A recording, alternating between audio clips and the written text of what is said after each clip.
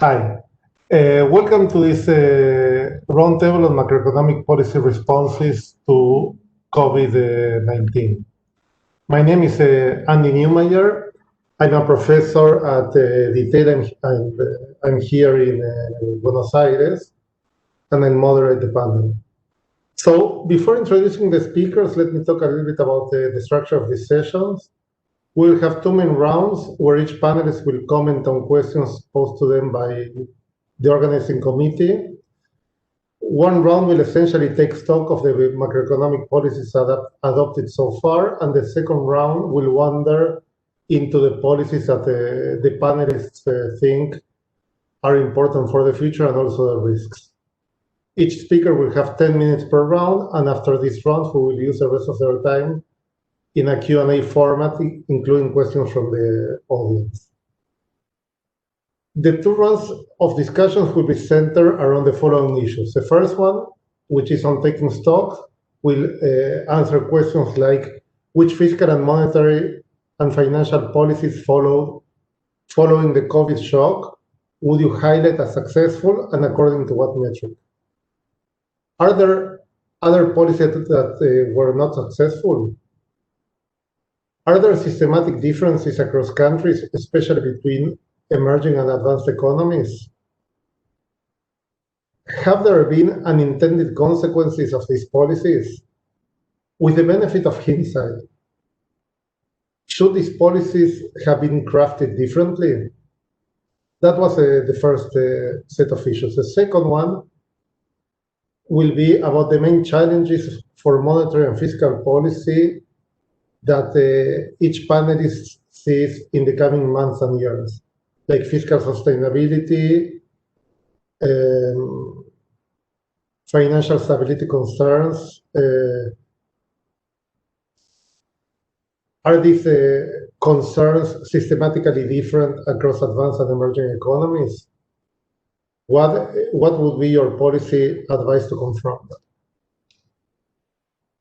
The panelists today are Marcel, Andrés Velasco, Ricardo Hausmann, Alex Werner, and Carmen Reinhardt. Marcel is the governor of the Central Bank of Chile. He has been in that position since 2016, and he has had a distinguished career in public service, and he holds a PhD in economics from the University of Cambridge. Andrés Velasco is the dean of the School of Public Policy at the London School of Economics and Political Science. He was a presidential candidate in Chile in 2013. He was the Minister of Finance of Chile during the global financial crisis. And prior to that, he had a very distinguished career in academia as a professor at NYU and later at the Kennedy School. Ricardo Hausmann is a professor at Harvard's Kennedy School of Government, and he holds a PhD in economics from Cornell University.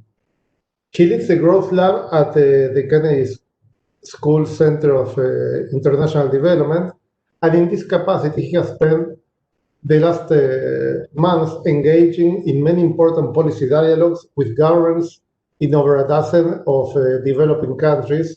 So he has a lot of experience in dealing with this shock and gaining perspectives from many developing economies. The next panelist is Alejandro Warder, who is the director of the IMF Western Hemisphere Department. And Alex has served in different capacities in the public sector in Mexico, both at the Central Bank and at the Ministry of Finance. Then he had a brief experience in banking. And in the last year, he has been in the trenches dealing with the public finance ramifications of the COVID-19 pandemic and the associated recession all over Latin America. He holds an a degree in economics from MIT, and he has also published numerous papers in economics. Last but not least, we have Carmen Reinhardt, who is a professor at the Harvard Kennedy School of Government, and since last June, she has been the chief economist at the World Bank. She probably needs no introduction on this to this audience, but she's one of the world's leading experts on the history of public finances. And here she wrote a monumental book with Ken Rogoff that runs throughout centuries of public debt and defaults throughout the globe.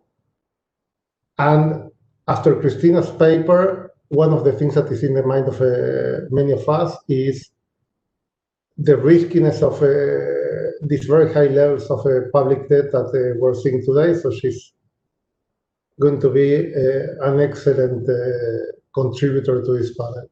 So without taking much more time myself, I'm going to ask the first speaker, Mario Marcel, to start the first round.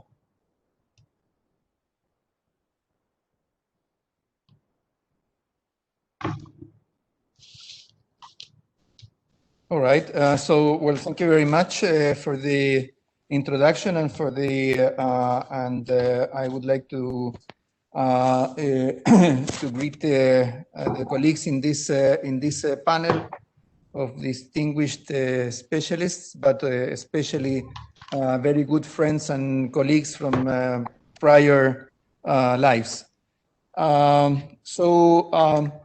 I believe that well, this first round, as far as I understand, is very much focused on the fiscal and monetary or financial policies that have followed the COVID-19 shock. And given that this has been an episode that has created a lot of innovation or has fostered a number of innovative responses, this is a very important focus for our discussion. So I will address that very much from the perspective of Chile, and particularly from what we have done at the central bank. But to start with, and I believe to show, okay, there they are. So, okay, so if we move to the next one. Okay, so just to give you an overview of what this crisis have meant for the Chilean economy, I should mention that our economy contracted significantly between March and May this year. Cumulatively, month on month, that added up to some minus 16% during that 4-month period. And since then, the economy tended to stabilize in June and then started to recover, and some 2/3 of the decline in activity has been recovered so far, and about 1/3 of the jobs that were lost in this period have recovered too. Our projections for this year is for the economy to contract between 6.25 and 5.75 in 2020, and then to recover between plus 5.5 and 6.5 in 2021 to converge towards the medium-term growth of 3 to 4% in 2022. In the immediate future, especially in what remains to be seen of 2020 and the first half of 2021, demand will be led by private consumption, fueled by the withdrawal of pension savings. Investment will lag behind all this due to the financial weaknesses of many companies and continuing uncertainty. But external conditions will be more favorable than this year, even though they were not as negative as we thought in 2020. Now, this recovery is very far from a smooth, balanced recovery. It is characterized by heterogeneity, frictions, bottlenecks, and persistent risks. So it will still take a long time for the Chilean economy to achieve a more harmonious or self-sustained growth, with a number of risks in the horizon, including risks of one-off price increases due to these consumption surges in the wake of pension withdrawals, precarious recovery in the labor market, so far very much concentrated in self-employment, company bankruptcies, companies that will not be able to sustain the pressures from the previous year and what remains from the COVID crisis, and tensions and potential tensions in financial markets. So there are a number of risks that we still have to face. What is more important is that economic agents, let's say households and corporations, will face these risks with the wear and tear of 15 months of tension and restrictions, and the use of a significant part of the buffers they accumulated over 2 decades. So if you look at different agents, let's say households, well, they would have used up a substantial part of their pension savings, while companies will have increased their debt. So in terms of net worth, both kinds of actors will be weaker compared to the beginning of the crisis. There is no question about that.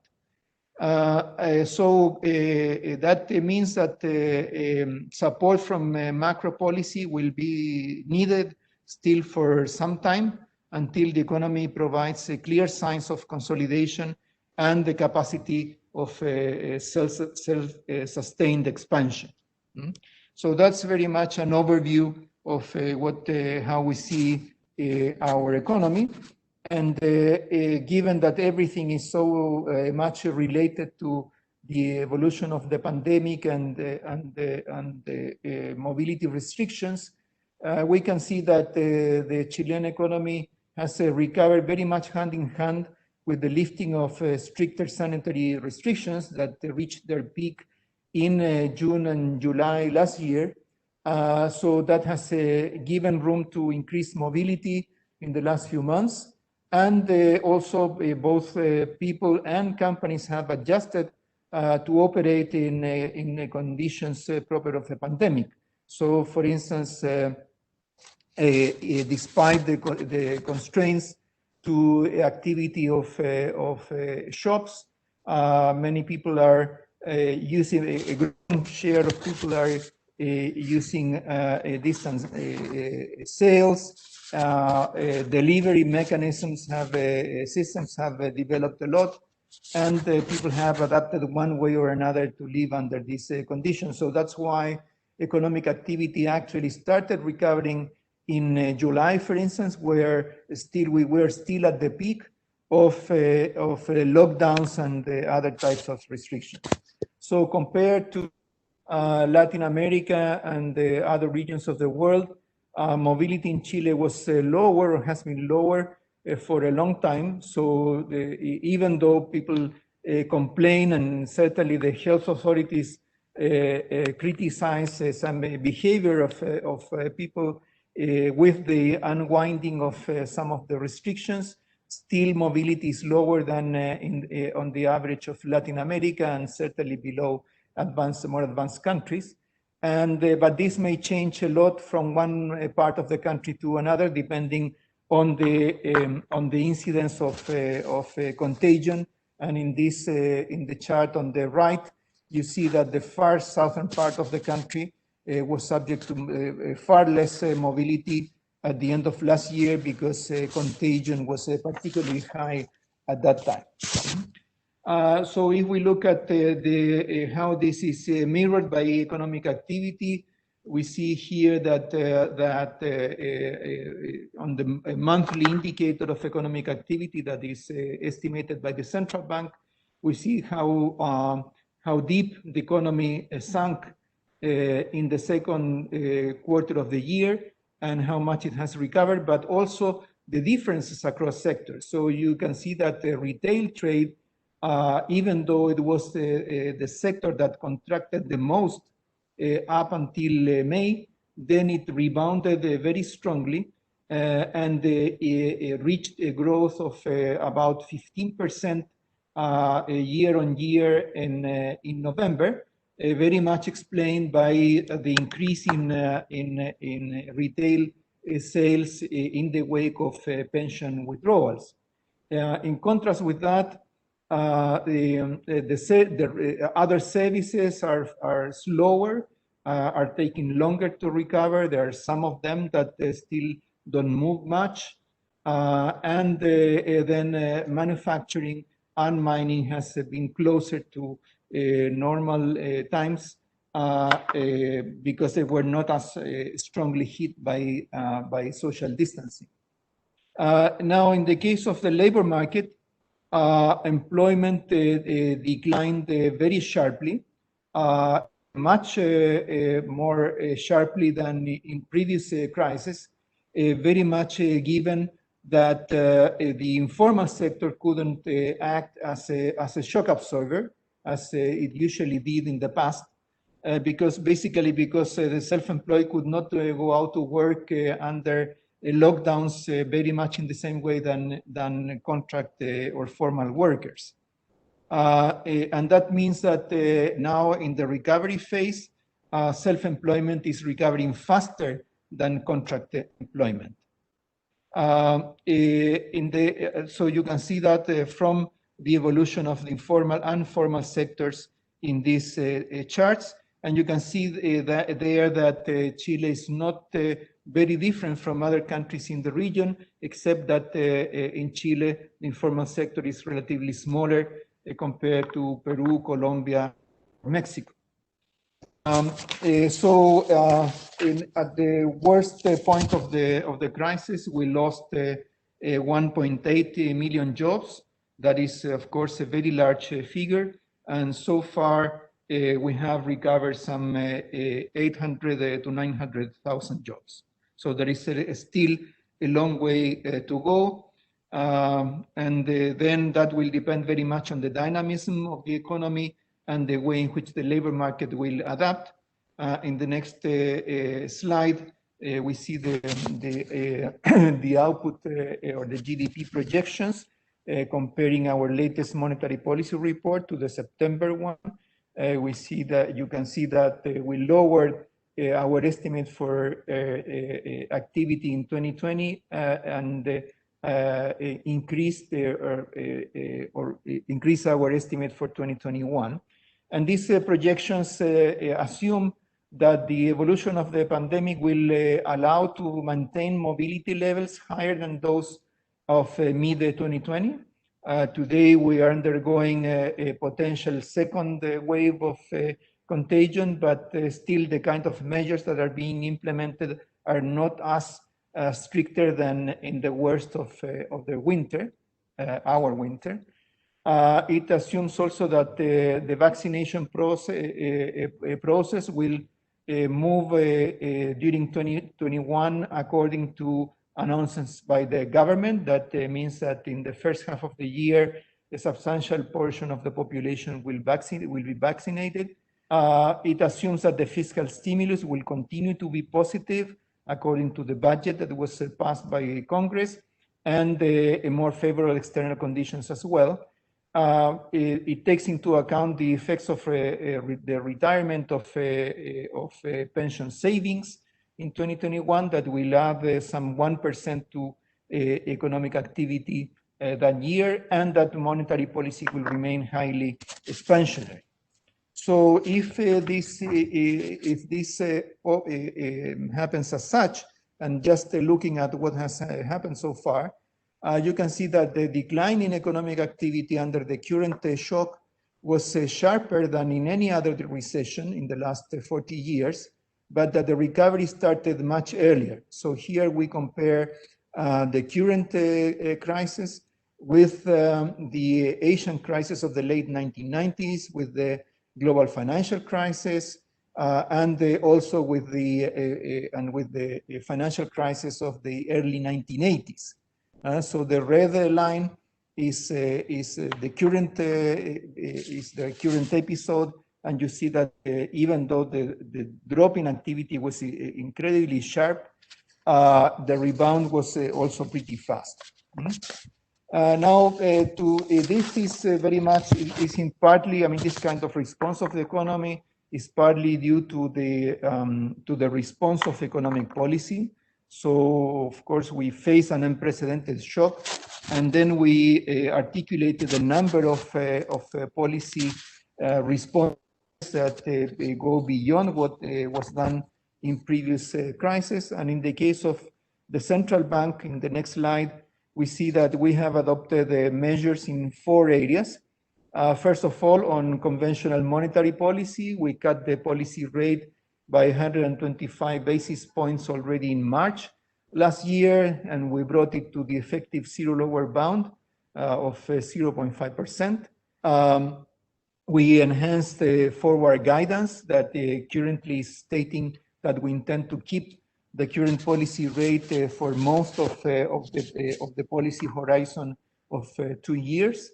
And then we also implemented a number of unconventional monetary policy measures and an on-lending facility for banks where cheap and medium-term loans are provided conditional on lending to small and medium enterprises.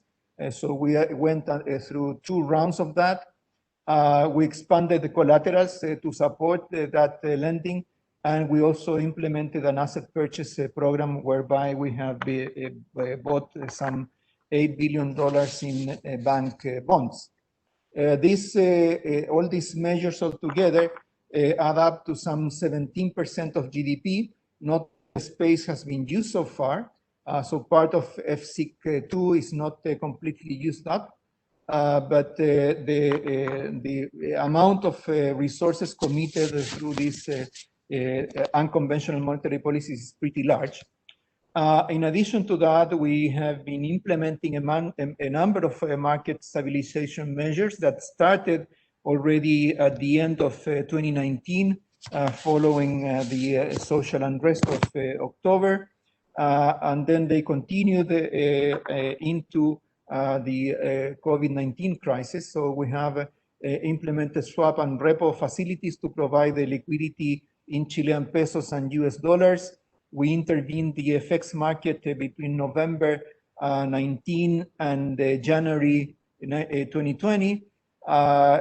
We implemented a sell-off containment measure, buying bank bonds, and we implemented a number of measures to facilitate the adjustment of portfolios of pension funds in the light of the savings withdrawal or pension savings withdrawal that happened in September and December last year. And finally, we have also taken some steps to enhance policy space, because we have been using part of that, but we can also rebuild some of that policy space. So we requested this flexible credit line from the IMF on the amount of $24 billion. That is more or less 60% of our reserves. We also sought repo and swap lines with other central banks. And we passed this constitutional reform, allowing the central bank to purchase treasury bonds in the secondary market for financial stability purposes. And we are continuing on our agenda of internationalizing the Chilean peso. So one effect of that, of some of these measures, particularly of FSIC 1 and 2, combined with guarantee schemes from the government and with regulatory flexibility from the financial regulator, has been to allow or to facilitate growth of bank lending in 2020. So at some point, growth in bank lending to corporate grew by 10 to 12% in real terms year on year. It has decelerated since then, but still it makes a major contrast with the way in which lending behaved in previous downward cycles, especially compared to the Asian crisis and the global financial crisis.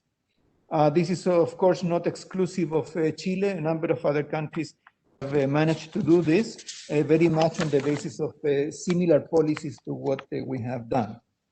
I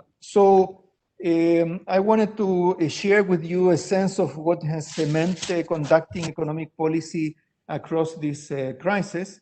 In the case of the central bank, that has involved adopting some 20 different measures in these four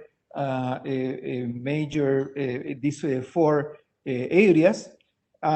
In doing that, we have to deal with a number of challenges. First of all, the first challenge has been to monitor the economy in real time. I mean, usually economic indicators come with a lag of 2-3 months or so, but in the course of the current crisis, that's a luxury that we cannot allow ourselves, so we needed to find a more real-time information.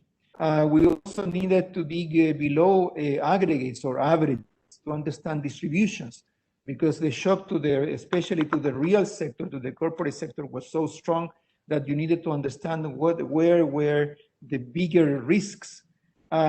Also, it was important to identify potential spillovers. If a company was facing a substantial sharp in its revenue, we needed to understand what would be the implications of that for their providers, for their clients, and so on, because of course companies do not exist in a vacuum.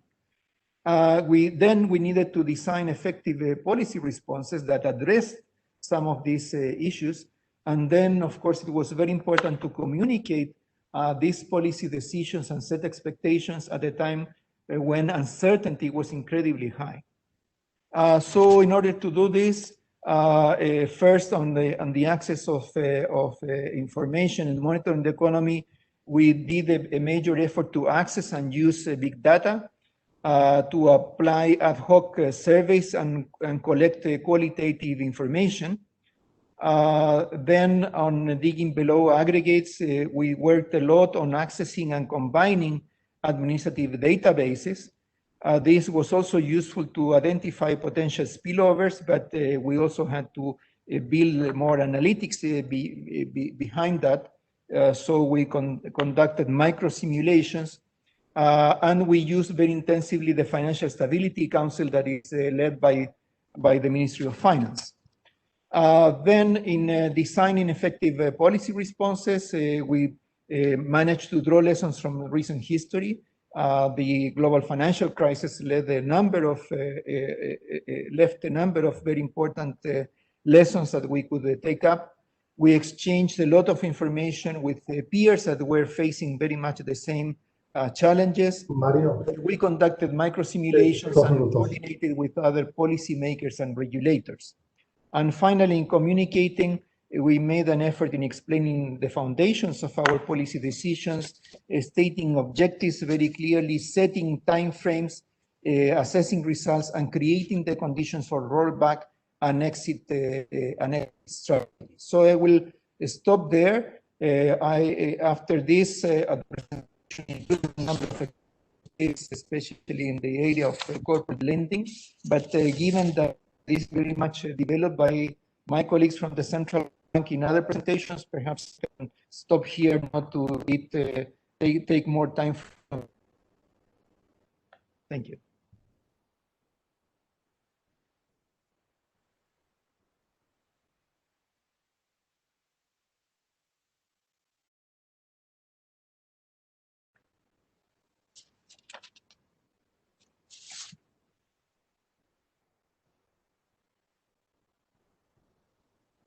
Thank you for the very insightful presentation. We learned a lot about Chile.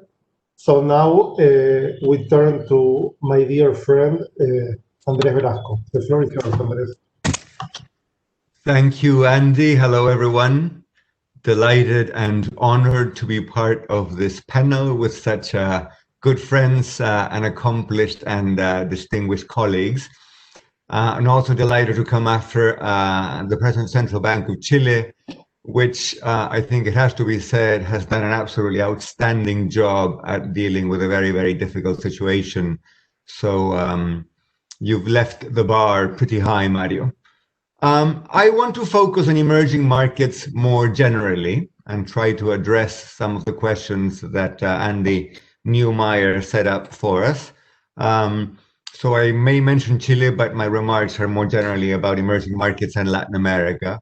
Of course, it is helpful along the way to compare what emerging markets are doing with what advanced economies have managed to accomplish. Let me begin by saying something which is obvious, but sometimes the obvious things have to be said. It is quite extraordinary that so many emerging market economies and that pretty much every major country in Latin America has managed to mount pretty robust counter-cyclical fiscal and monetary policy packages. 10, 12 years ago, during the world financial crisis, very few countries in the region, Chile was one of them, not the only one, but very, very few managed to use both fiscal and monetary policies in a strongly counter-cyclical fashion. And in the last 12 years, we've come a pretty long way. And I think that has to be said, and it has to be celebrated. If I had told you 10, 12 years ago, during a crisis in 2020, or most central banks in the region would bring the short nominal interest rate close to zero, and that the exchange rate would not depreciate sharply and that markets would not go crazy, you would have said, unlikely, desirable, but unlikely.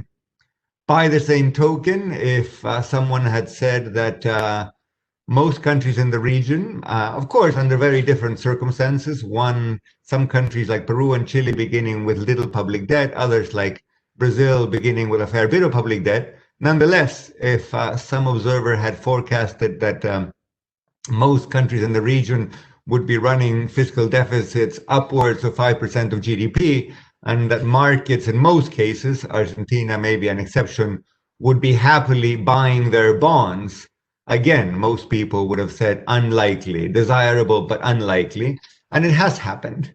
So before we turn to the problems, I think we have to acknowledge that with a fair bit of heterogeneity and differences across countries, it is nonetheless the case that central banks across the region have become more institutionally sophisticated and more credible.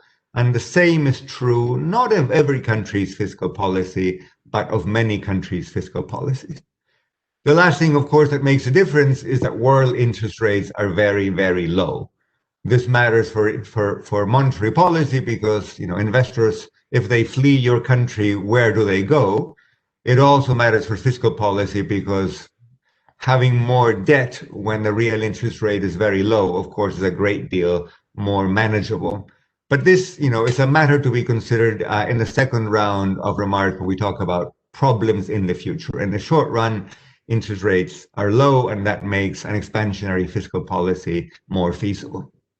So the first evaluation has to be positive. Countries managed to do things pretty much no country in the region had ever done before. So far, so good.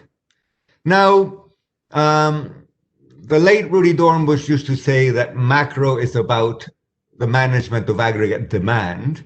So the question that I want to ask is, were these fiscal and monetary policies sufficiently expansionary to deliver a level of aggregate demand that was the right one? That's a very hard question to answer. We would need to run a lot of tests and run a lot of regressions, but let me suggest one back of the envelope calculation. Most countries in Latin America were running current account deficits before COVID hit.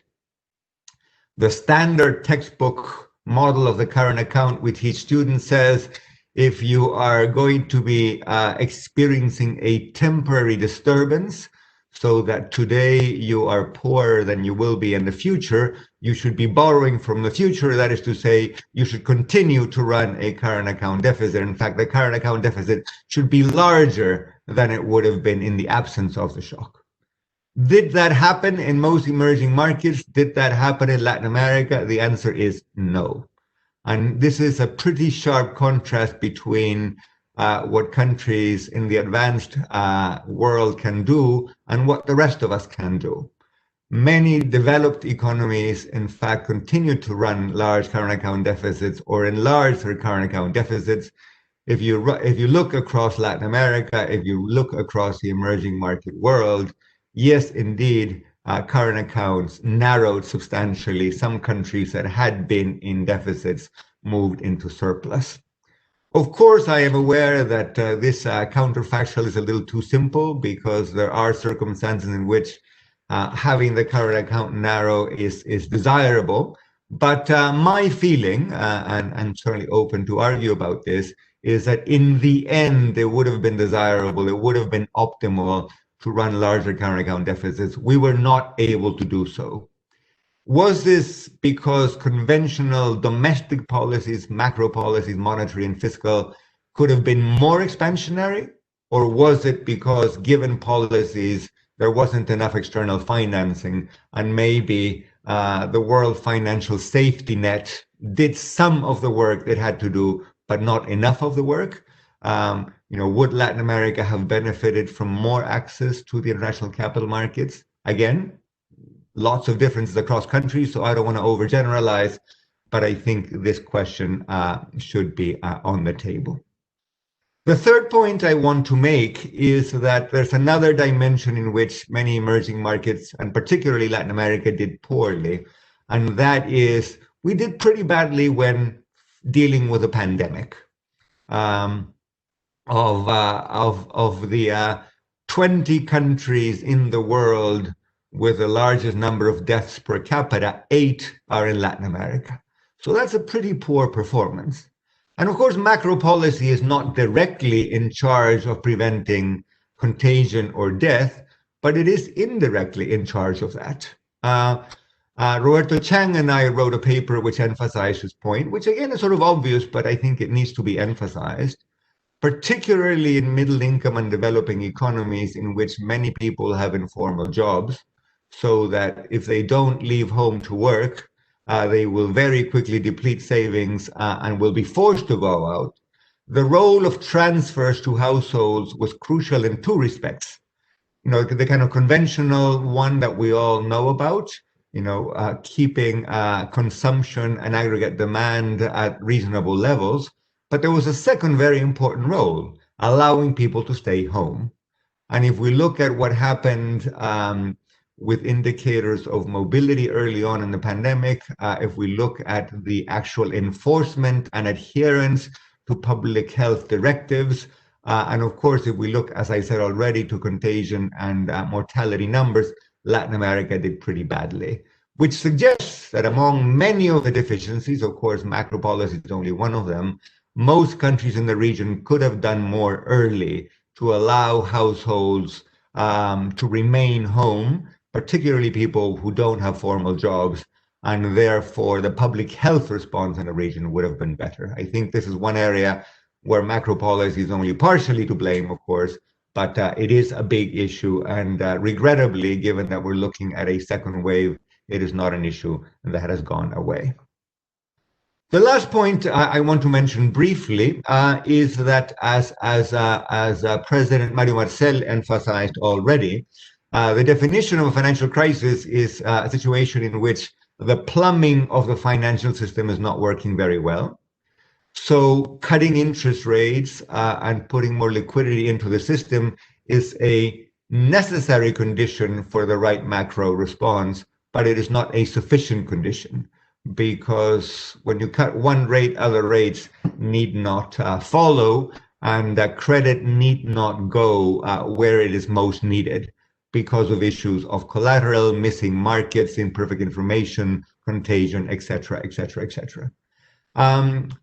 Putting the same point differently, the reason why the world 10, 12 years ago began moving from conventional to unconventional monetary policies is, of course, that financial markets become frozen in the event of a major crisis.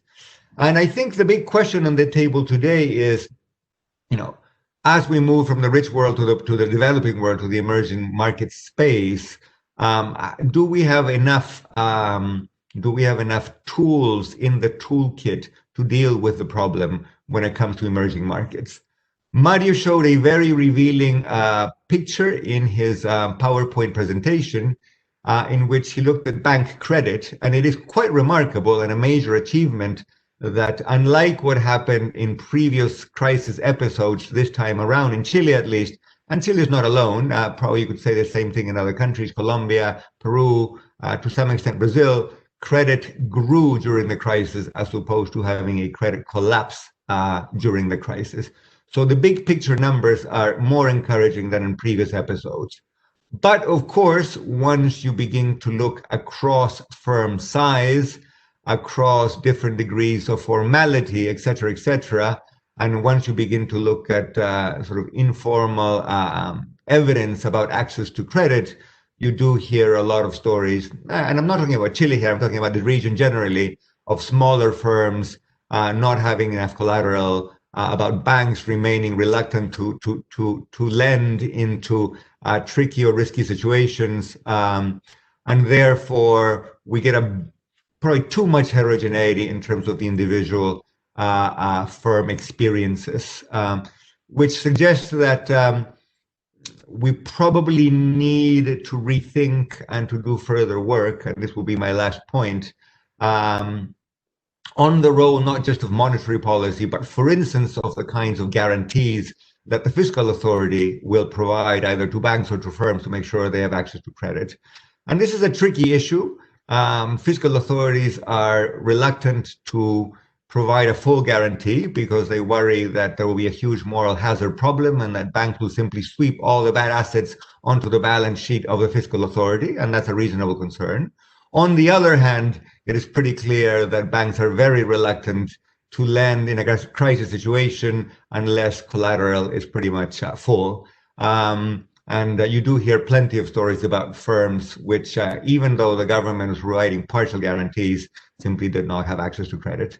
This is an evolving situation. I don't mean to pass a sort of definitive judgment on this, but I think it is an area where we need to do a lot more thinking and a lot more work, because this crisis is not over. There will be other crises in the future, and we probably need to develop more tools or to refine the tools we have to make sure that credit flows where it needs to flow in the middle of a crisis. Andy, thank you very much. Let me stop there. Thank you, Andrés. Very interesting. The question is out there of what's the optimal current account deficit during a pandemic and how this interacts on a global equilibrium where everybody might want to have a current account and that's not possible. Lots of issues on epi policy, maybe seasonality, the reverse seasons and so on. So we leave that for later. And now we turn to Ricardo Hausmann. Ricardo, the floor is yours.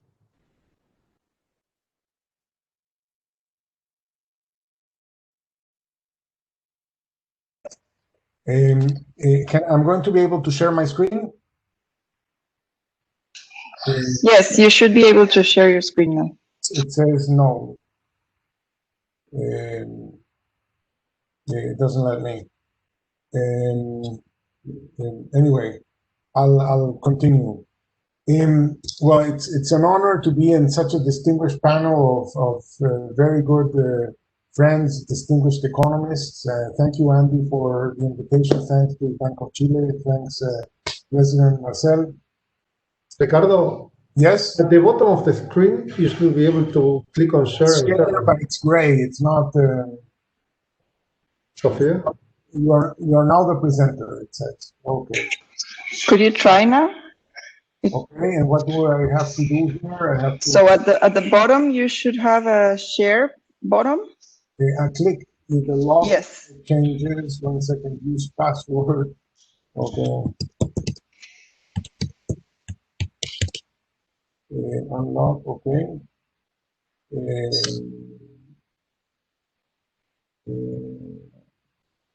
So let me see if it doesn't let me. Okay. No. accessibility.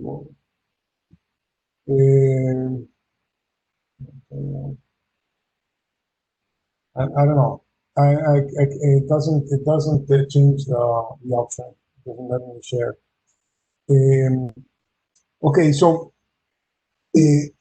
first, the first thing we have to say is that this has been a very, very tough year in which policymakers have had to make decisions unprecedented with no previous experience in managing epidemiological policies, and hindsight is 2020. But the case is that Latin America undertook the most severe lockdowns in the world. I had a slide showing cumulative declines in Google mobility for all the countries in the world, and the integral of that decline in mobility is maximum in countries like Panama, Peru, Bolivia, Ecuador, Chile, Colombia. So it was a very, very tough lockdown policies. There is a very strong correlation between the decline in mobility and the decline in output. So these policies were very costly economically, but they were not very effective epidemiologically. So conditional on how tough the reduction in mobility was, the pandemic was very severe in Latin America, both in terms of cases and deaths. So there was something inefficient about our epidemiological policies. I don't want to blame anybody for them because we did not know, but it's a question that needs answering because this is not over. We have probably ahead of us as much time as we have behind us. If this started in the month of March, we're in the month of January of 2021. Latin America is typically way below 1% of vaccination, in most cases below 0.1% of vaccinations. It would be a challenge for most countries to get even half of their population vaccinated by the very end of the year. That I think would be an optimistic scenario. So 2021 is going to feel a lot like 2020 in the sense that the economy will be either, you will want to open up, people are sick and tired about it, etc. But the numbers go up, the hospitals get overwhelmed, and we need to restrict again. Many countries in the region are at the worst point in the pandemic right now. And many of them have not even started to vaccinate or have done so only, symbolically. So we need to figure out how to make these epidemiological policies more effective. We have a lot of theories of why they haven't been more effective, but many a beautiful theory has been killed by an ugly fact. We need more facts to kill among those theories to figure out which ones are the right ones to focus on. In terms of the depth of the crisis, I was going to show you a comparison of all the previous crises that every country has had vis-a-vis the decline that the IMF reported in the October WEO report and their projections going forward.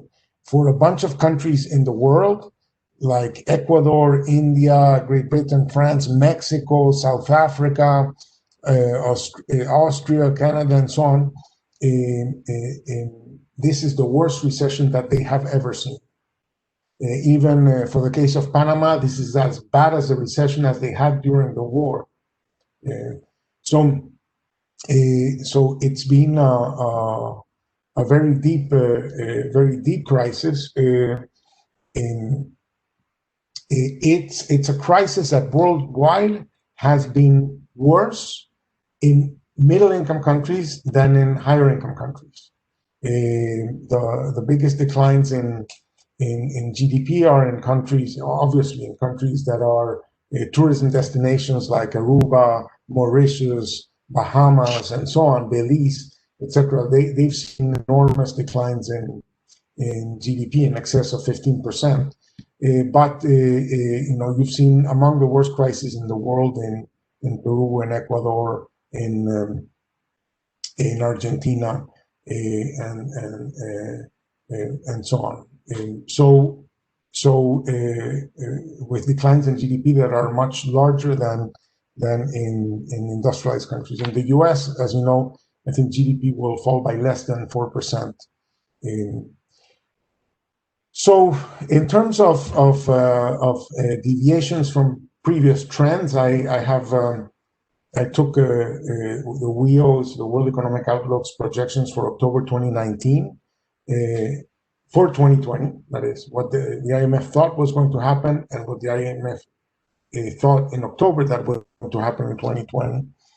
And you see that there are 34 countries for which the fall in GDP is more than 10%. And there's 91 countries for which the fall of GDP is between 5 and 10%. So for the huge majority of countries, this is a humongous shock. And by 2022, the IMF expects that GDP will be 10% below what they thought was going to be in 2019. By 2022, it will be 10%, more than 10% below what it was in 2019. And for 102 countries, it will be between 5 and 10%.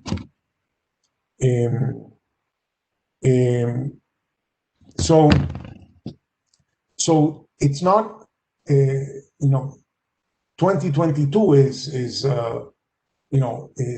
not the long run, but it indicates sort of like that the net present value of the crisis is very, very high. But the net present value of the crisis is very, very high. And when you look from the point of view of 2022, it is very clearly that the problem is concentrated in middle-income countries, dramatically so more than in rich countries. So yes, I agree completely with Andrés that maybe we were able to be more countercyclical and we were able to do more, but maybe given the structural parameters of our reality, we did as well as we could. But this will end up being dramatically worse for middle-income countries than for either very poor countries or very rich countries. On the fiscal side, the decline in government revenues was very much concentrated also in middle-income countries. So there's a very big decline in revenues in quite a few countries. Obviously, for oil exporters, this dominates, but for a bunch of middle-income countries, you saw a big decline in revenues, bigger than in industrialized countries. While in spending, you saw much larger increases in spending in rich countries than in middle-income countries. I know, all ministers of finance in Latin America have been bragging about the size of their fiscal packages. Here, I think there is somewhat of a gap between announcements and execution. But in any case, from the point of view of the IMF's projections, the increase in spending in a bunch of countries, including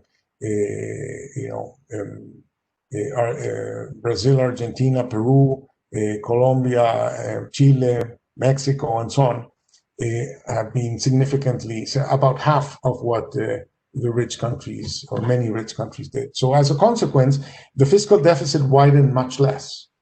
You had huge increases in the fiscal deficit in Canada, Great Britain, Singapore, the US, Hong Kong, and so on.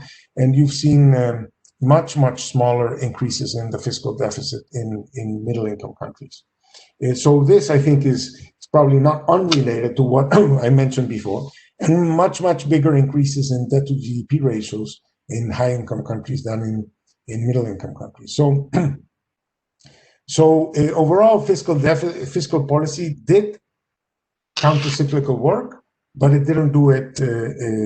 It did more or less, give or take, about half what the rich countries did.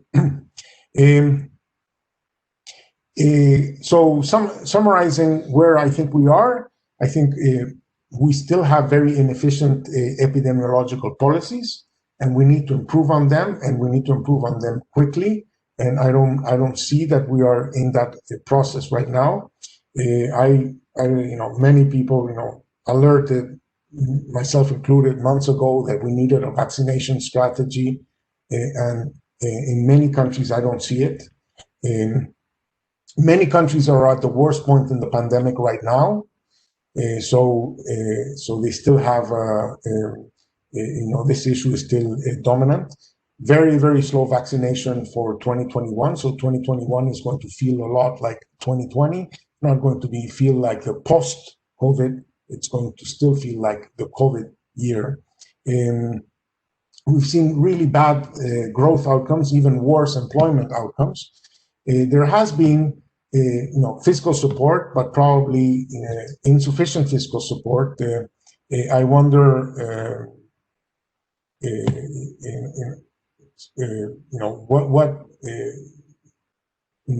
maybe part of the difference between the rich countries and the middle-income countries is that the middle-income countries have made a lot of policy announcements. They have not been able to disperse at the same rate. And disbursements presume that you have, some kind of structural capacity to disperse, and it depends also on your choice of what you do with the money. But in any case, in outcomes, there's been insufficient fiscal support, especially also along the lines of what Andrés mentioned. I also did a paper showing that, if you endogenize compliance with lockdown policies, then the more fiscal transfers you do, the more people can afford to comply, and then you get an externality in terms of improved epidemiological outcomes. So I think that many countries, and many of the countries I work on, didn't really have the fiscal space to do much more. Countries like El Salvador, Honduras, Dominican Republic, or Jordan, or and so on. Countries like South Africa and Namibia, they were already in very lousy and worsening fiscal conditions when this hit. I would say that access to finance has surprised on the positive side for the reasons that Andrés mentioned, but even quite dramatically, not only for the investment grade countries of Latin America, but for worse credits like Honduras, Albania, Jordan, they all were able to go to market at fairly reasonable rates. But a lot of financing remains to be done for 2021.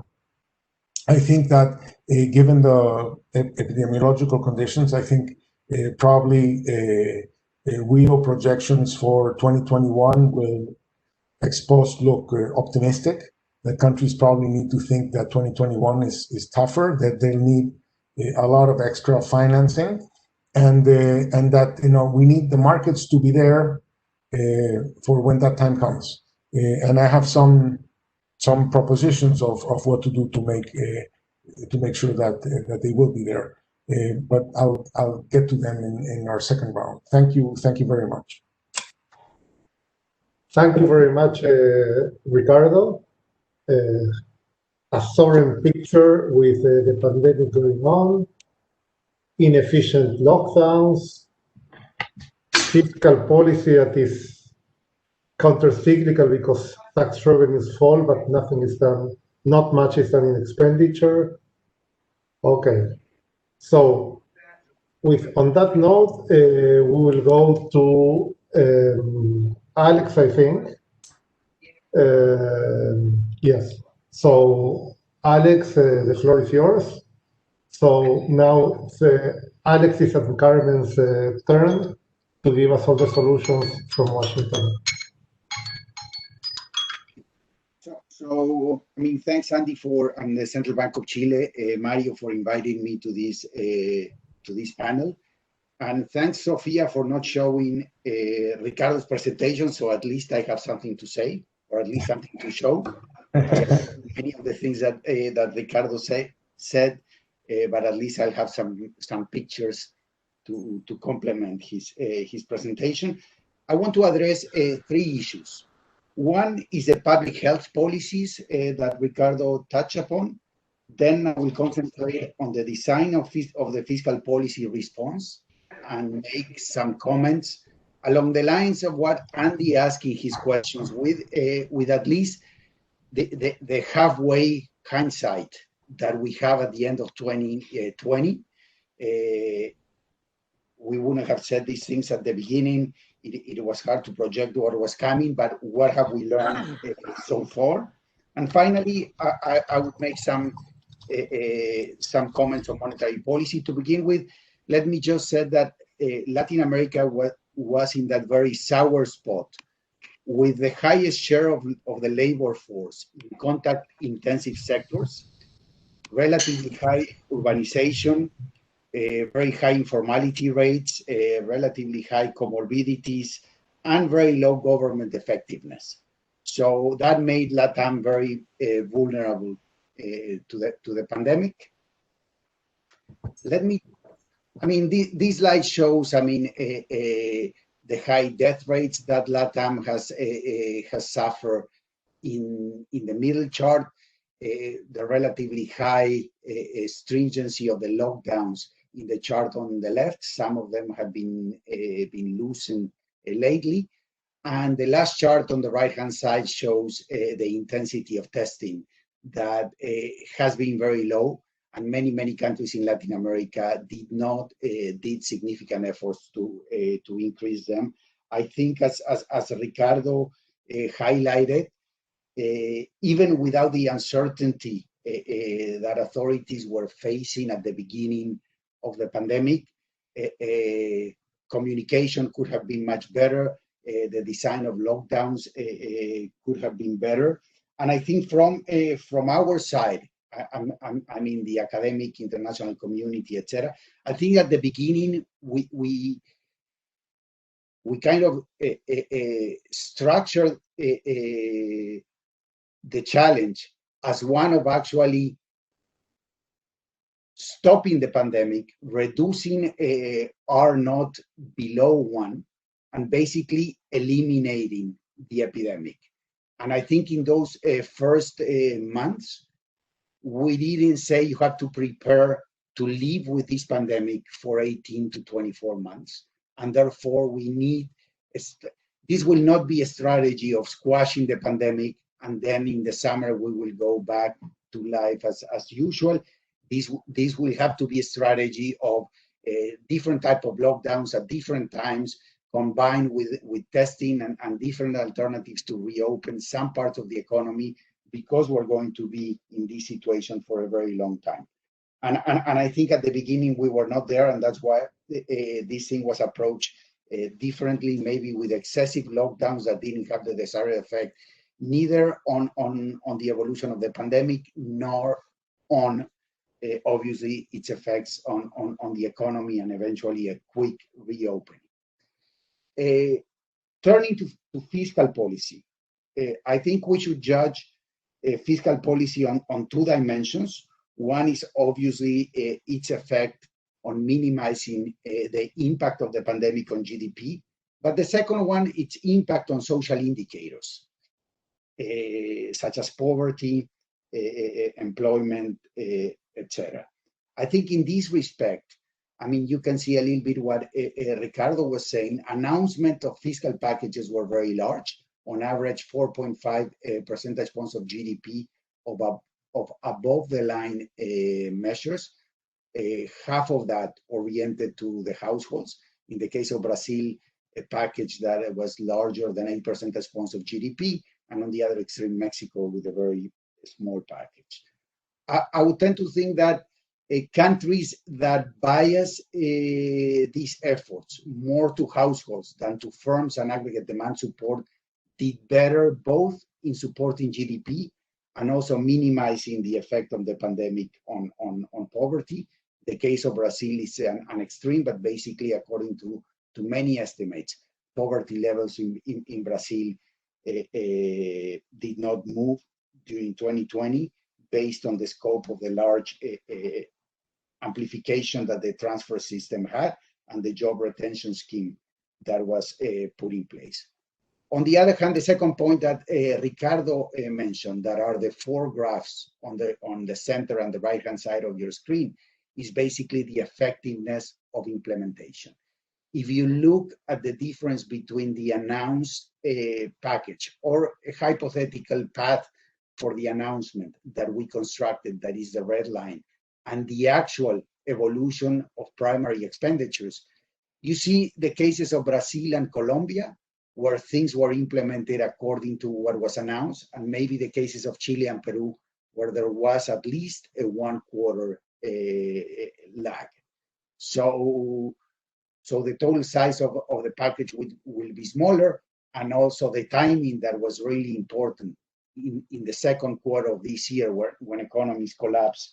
In some cases, the response was not there. I think on fiscal space, we should recognize that we underestimated the fiscal space that countries had. And now I think maybe some countries, those countries that are moving for a total withdrawal of the stimulus for 2021, because of the perceived lack of fiscal space and financing risk in 2021, we should say that, I mean, with the benefit of hindsight, they did too much in 2020. They should have make some precautionary savings to be able to continue to implement a reduced stimulus vis-a-vis 2020 in 2021, given the continuation of the pandemic, and in many countries in Latin America, at the same intensity that we saw it at the worst time during last year.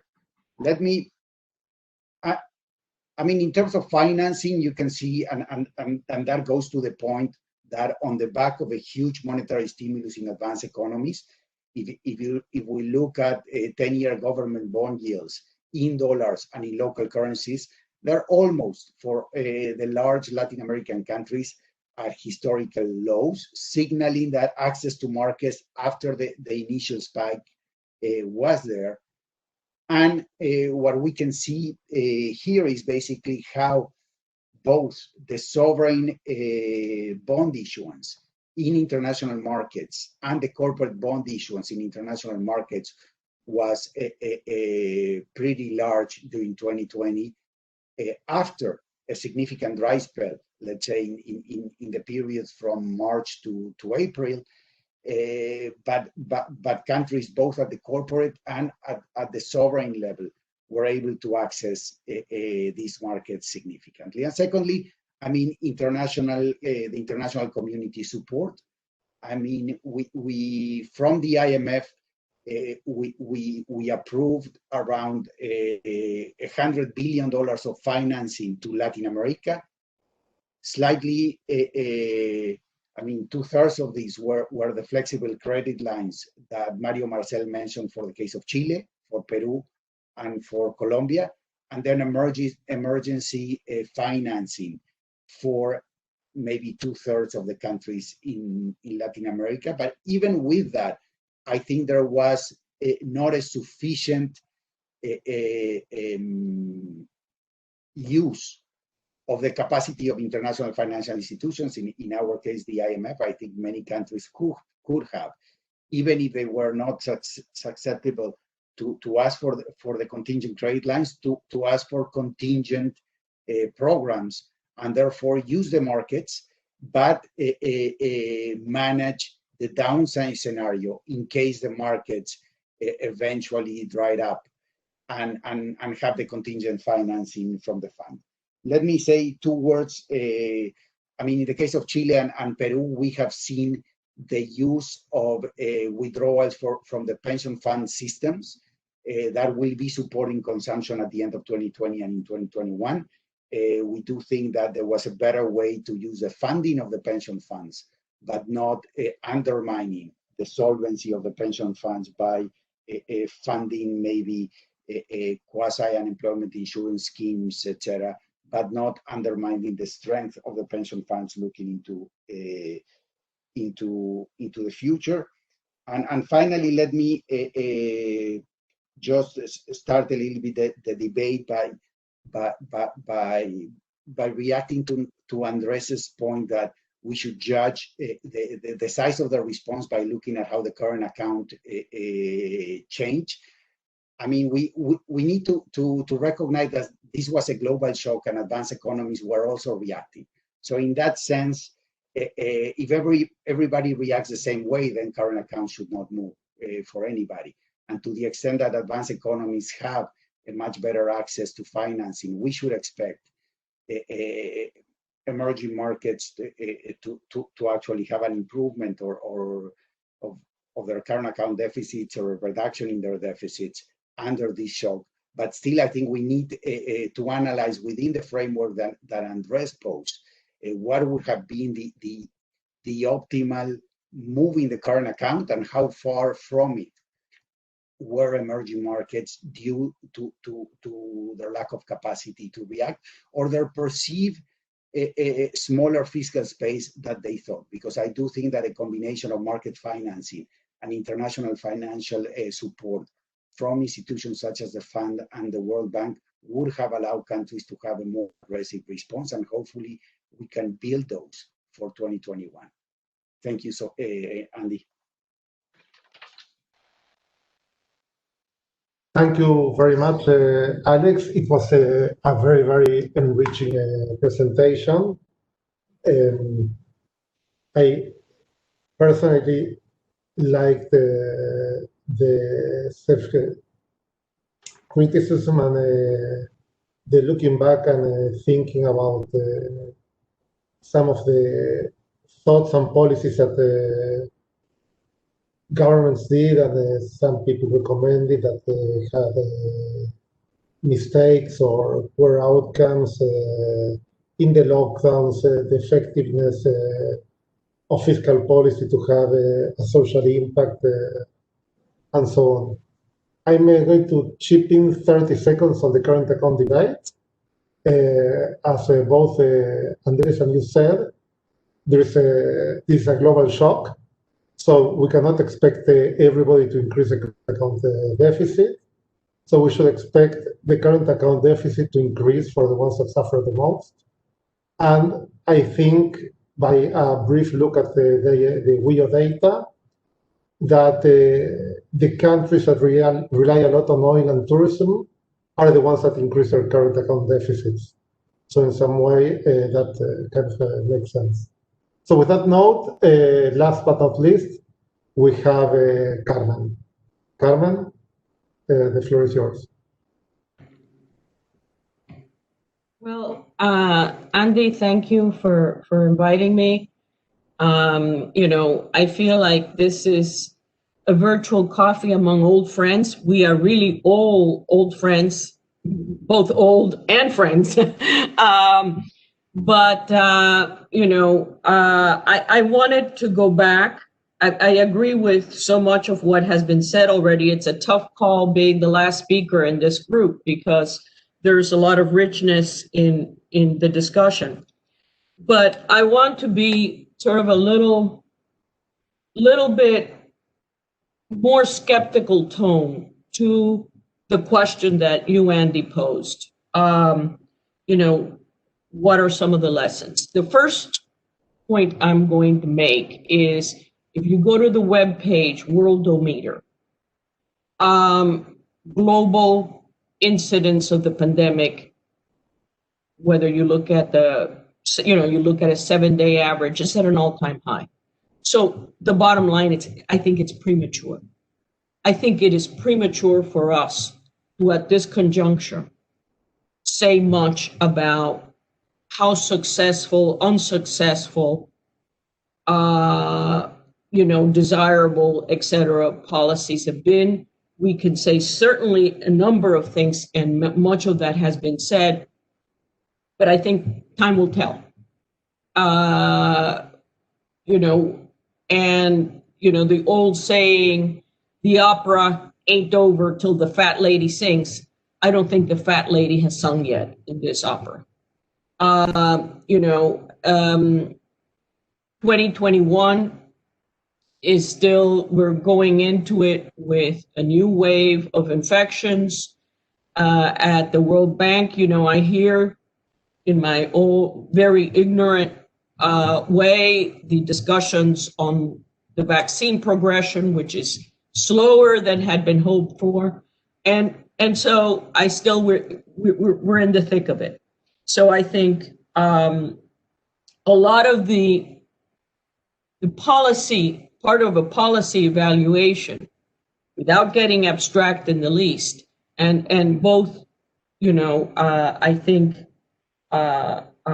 Ricardo in particular, I think, alluded to this, but Alejandro also, there's an intertemporal dimension that you're doing the right thing now. You think you're doing the right thing now, but will you, in light of the intertemporal trade-offs that doing more now means you can do less later, how will you feel later? And we're really not prepared to answer that question. I will give more concrete examples of that. So number one is, I think it's premature. Number two, I think is, let's for a moment assume it isn't premature. Is it replicable? So how many of the lessons of this dealing of the policy response to this pandemic shock is replicable under different circumstances? And this, I think, even goes into very much on, which I will also add my 3 cents to the current account discussion. But this crisis, if you look at the World Economic Outlook that the IMF publishes, somewhere, I don't remember if it's 94 or 96, it's either 94 or 96% of the countries had an output decline this past year in 2020. That kind of global synchronicity is not a once in a decade, not a once in 50 years, it's at most a once in a century. And the reason for the decline is, of course, not a bubble or bad policies or, hidden debts, or it's a pandemic. It's a very justifiable, so the fact that it's a health emergency, I think, has meant that has been an enabling factor for emerging markets to do much more by way of counter-cyclical policy. Andrés referred to this, than ever in the past. Chile had in the past also, undertaken, in some degree, counter-cyclical policy, but both on the fiscal side and on the monetary policy side, the magnitude and incidence of counter-cyclical policies that we have seen in EMs is really unprecedented.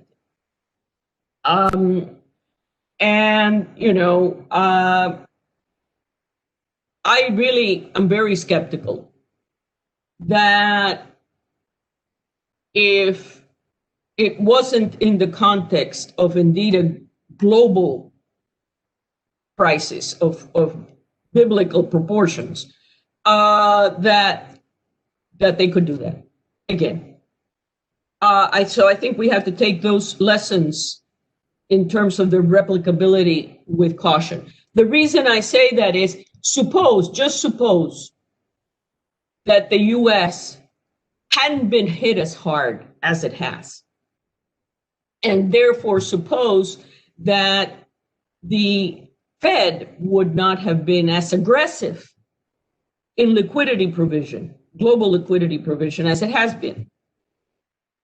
Under those conditions, the ability under very different conditions on what if the Fed had not been as aggressive as it has been, the capacity for central banks in many, if not most EMs, would be infinitely more limited in their ability to conduct counter-cyclical monetary policy without worrying about, even bigger currency collapses and ensuing capital flight and some of the things that have historically worried central banks. So number two is how replicable. So therefore, how limited it is what lessons we can draw. Number three, I think, and these are important points also, many of these issues have already been, discussed by the earlier speakers. But, we have a macro policy response and, there's a fiscal side to it, that, and both Ricardo and Alejandro mentioned, well, there's the de jure and the de facto, right? And de jure hasn't quite always matched de facto. I would argue that another complication in evaluation, in really taking stock and saying, this really worked, is that this crisis has been exceptionally regressive.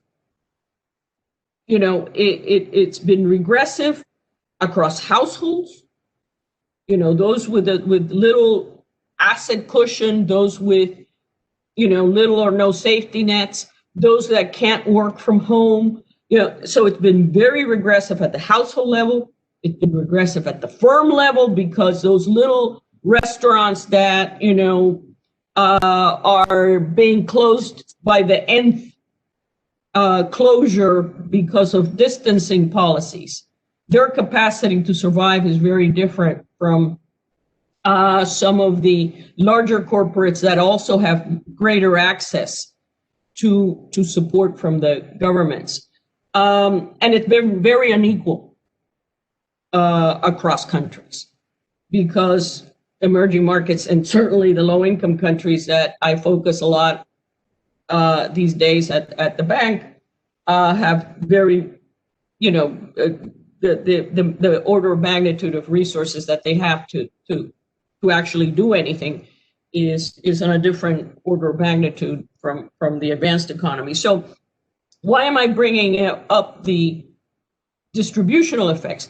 Well, we know that the policy response in terms of stimulus on the fiscal side, stimulus on the monetary policy side, are all in the right direction. But the question is, when you get more granular and start evaluating how successful the policies, you're also going to have to say, well, we're really using very scarce resources. How efficiently are we allocating them towards the areas where, there's greatest need? In the context of the very low income countries, there is this enormous debate on, do you service the external debt now? This is part of the DSSI initiative, or do you direct those resources to social spending? So I'm making the point that there's a lot of micro decisions also in the macro packages that need to be evaluated before I think we can say a lot on how successful or not the policy responses have been. And there's things that may seem, really, why is this woman talking about a footnote at this moment? But, in part of the fiscal impulse, one thinks of, the fiscal deficit or the overall debt. But what about debt management? I'm seeing a lot of countries finance this with very short-term, high-interest debt. So that's a debt management question, which raises the issue, are you setting the stage for a crisis of rollover risk? you're setting the stage for runs.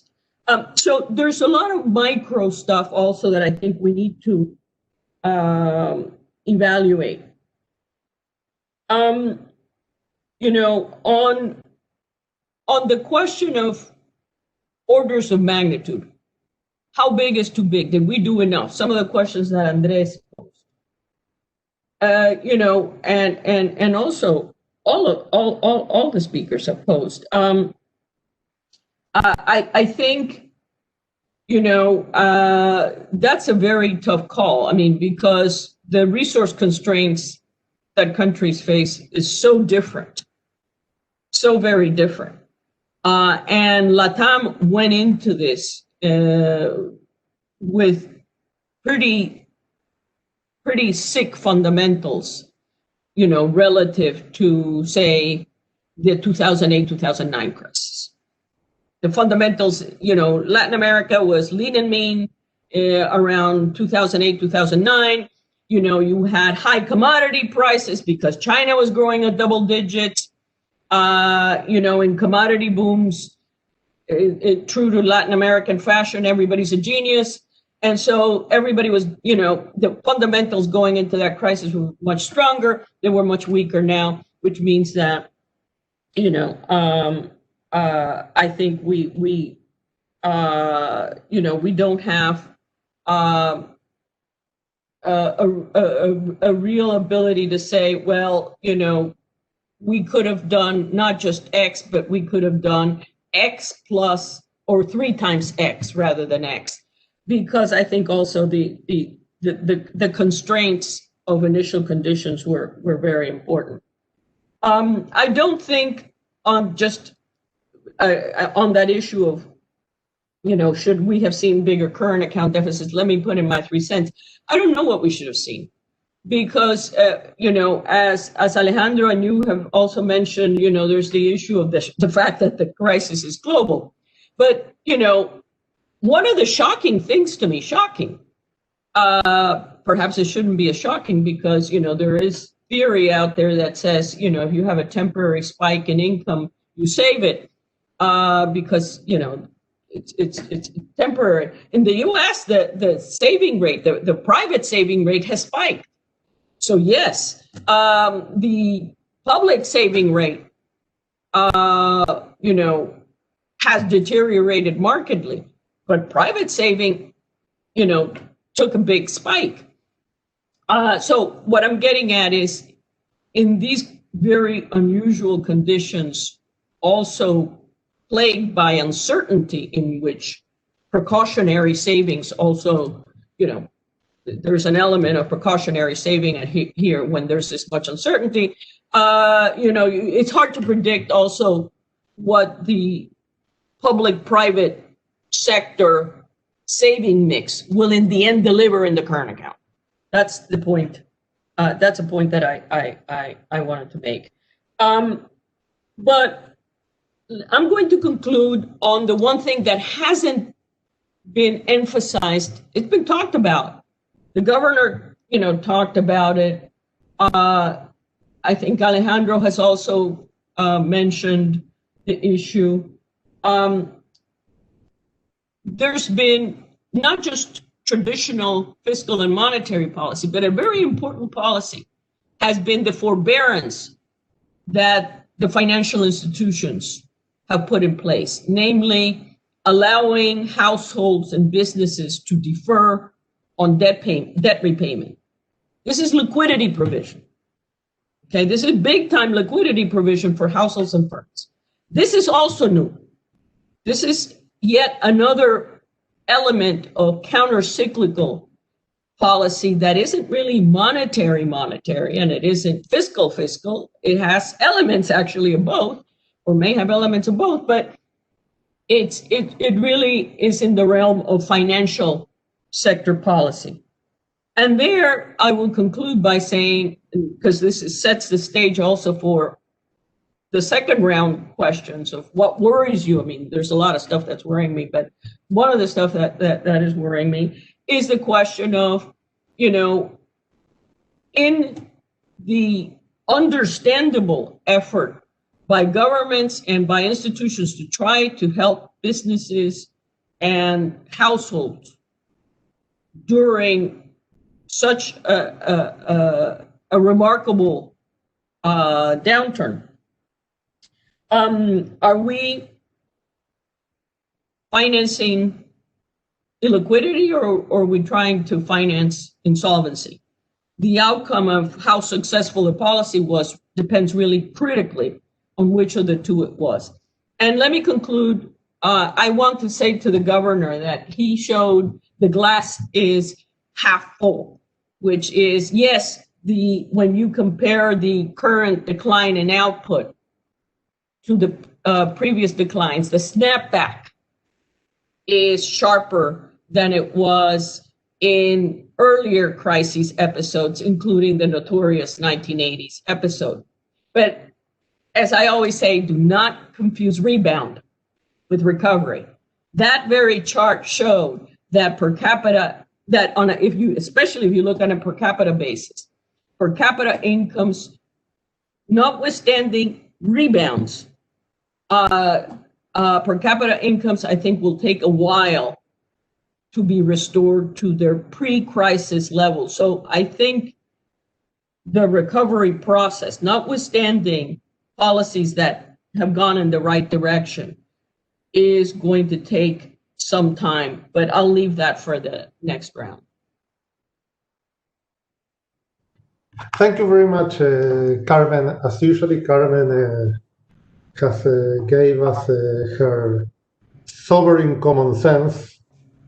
It's too early to evaluate policies. Let's look at the details. What can we learn if the next time it's not so global? What about the micro? What about the debt management and so on?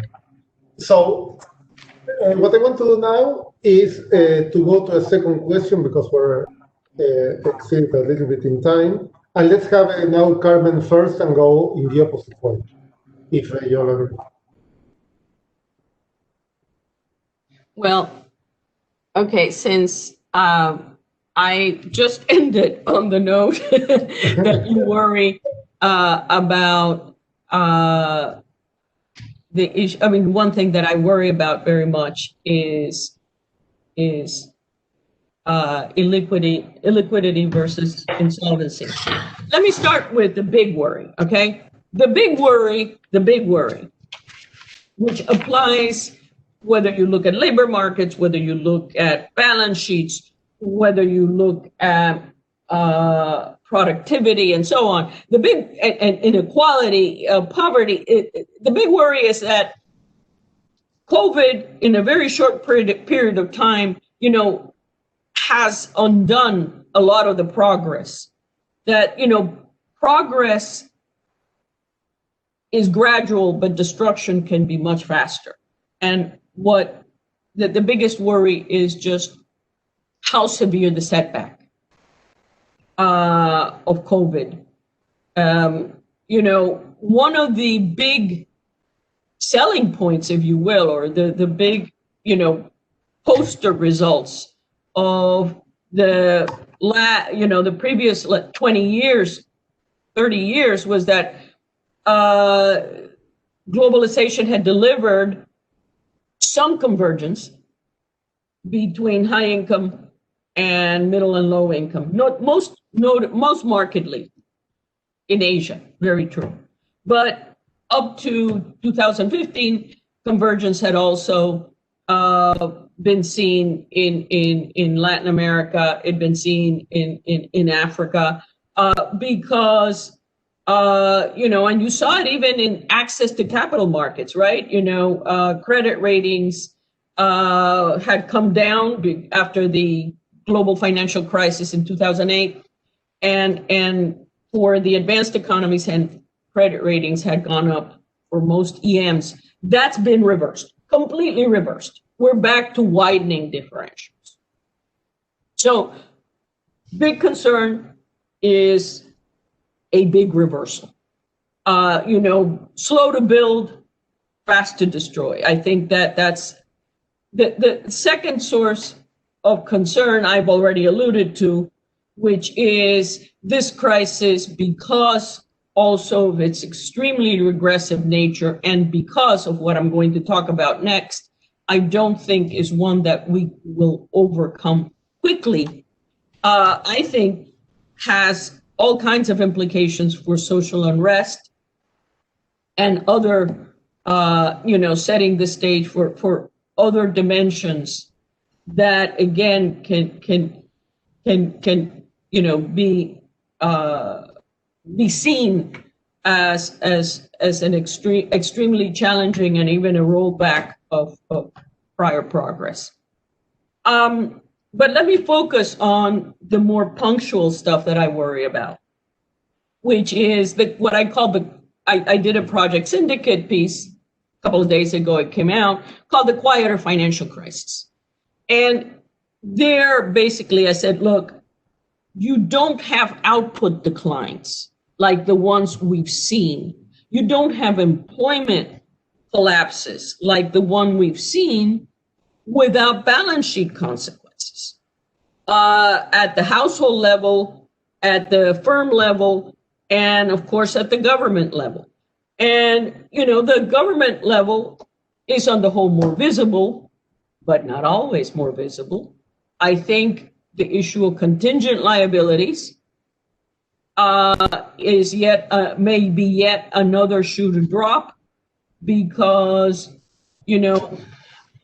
I noted that the third leg, apart from monetary and fiscal, of the policy response involved, these temporary moratoria for households and firms.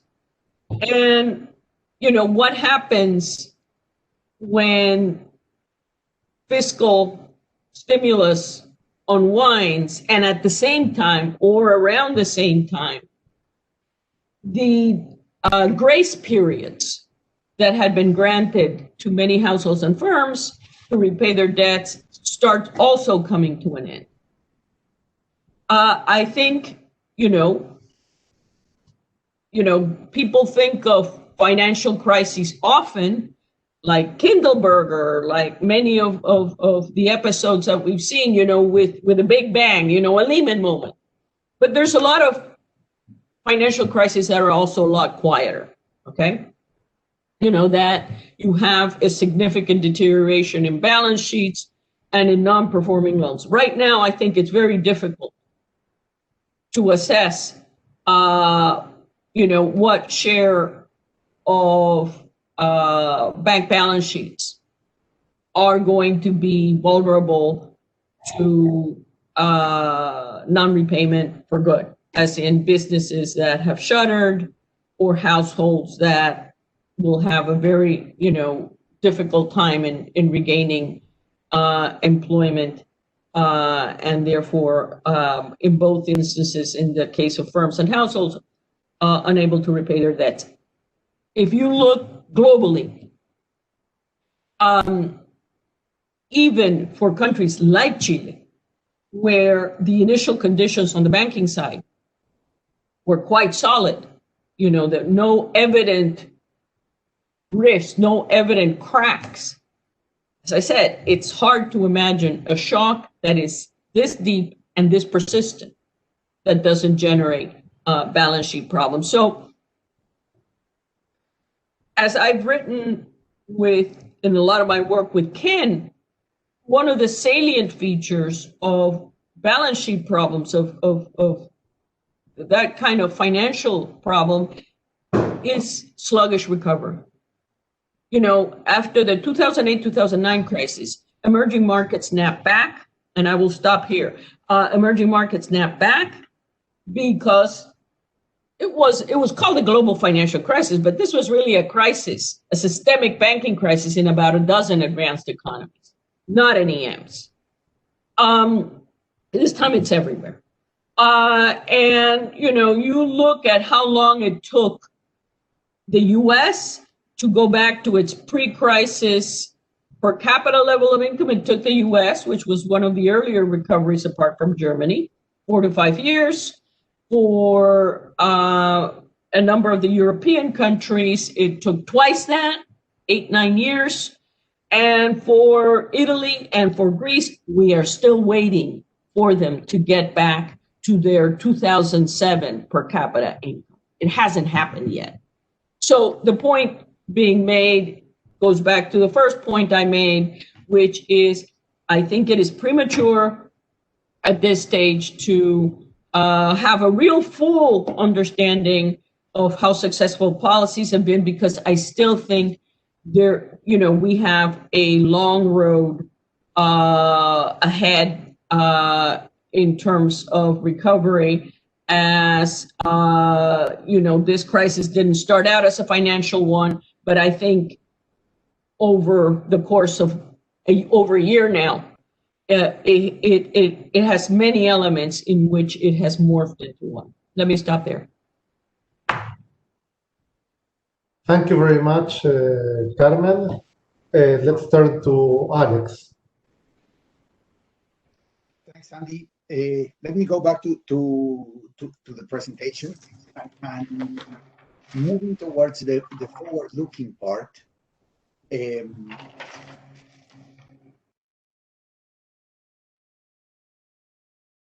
First, towards the question of what to do in 2021, 2022, 2023, it's very clear that Latin America, as you can see on the graph on the left, we have negative output gaps for the foreseeable future, and especially in 2021, it's going to be a historically large output gap. Even if we end up revising downwards potential going forward, as it always happens after this crisis, 2021 will be a year with a very large negative output gap. Secondly, as it has been mentioned before in this panel, when you look at the other two graphs that we have in this table, we show how, the decline in employment per percentage point of contraction in economic activity has been much larger in the COVID recession than in the average recession of the last 2 decades in Latin America. And therefore, even if GDP recovers faster than what we expect, employment and social indicators will continue to lag and present problems. And this will get more complicated if we look into the political economy angle that Carmen was mentioning, that if we remember, Latin America at the end of 2019 already went through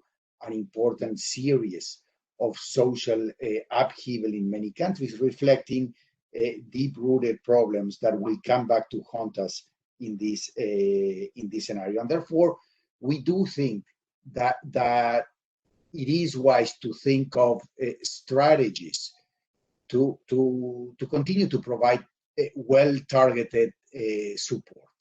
And although, as you can see in the graph on the left, debt to GDP ratios are at historical highs, interest payments in Latin America in 2020 are, I wouldn't say historical lows, but low at the lowest levels on average of the last 20 years. And interest rates, as you can see in the charts in the middle, are also at very low levels. Therefore, moderate, targeted, smart fiscal support, I think, will continue to be needed. And I think if fiscal space is obviously an endogenous concept that will depend much more on the commitments and the strength of the fiscal commitments going forward than on the type of actions that countries end up taking, let's say, in 2021 and 2022. Also, in the baseline case in which we think that international interest rates continue to be historically low, I think countries should do two things. They should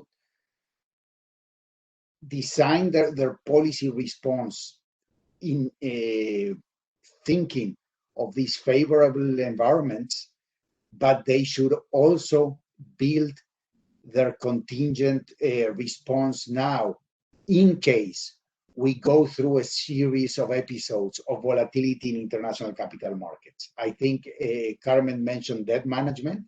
I think significant opportunities are opening up for countries to significantly lengthen the maturity and increase duration of their debts. I think important opportunities might be there of also entering engagement on contingent funding agreements. I mean, some of them with the private sector, but many of them with the international financial institutions. As I mentioned in my previous intervention, I think precautionary programs with the fund should be a nice complement to the fiscal and monetary and financial policy response that countries will be designing. And if we go through a series or a lengthy period of capital inflows, I think rebuilding buffers, accumulating international reserves at central banks, etc., could be another lever that countries should use. Having said that, as Carmen said, I mean, if income per capita in Latin America will go back to pre-COVID-19 levels in 2024, 2025, we will be seeing balance sheet problems. I mean, here it's a graphical representation of some stress tests that we did for the banks in Latin America on the right-hand side for the largest 5 economies in Latin America, and then also looking at the vulnerability of the corporates in terms of their income interest coverage ratio in stress scenarios. I mean, obviously,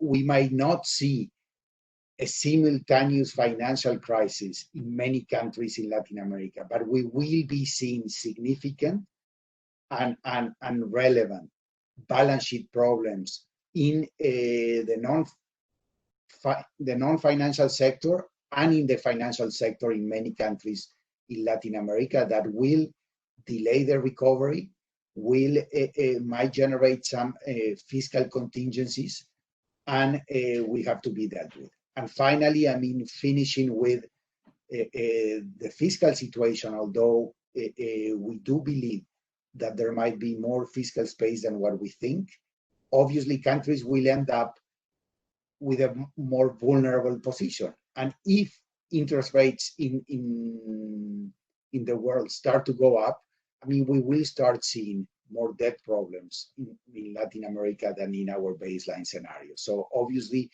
we are getting into a much more vulnerable process where we will have economic, social, financial, and also political instability. We are entering a phase of intense electoral activity in Latin America in the next 3 years that also will significantly limit the hands of policymakers to act, and we should be aware of that.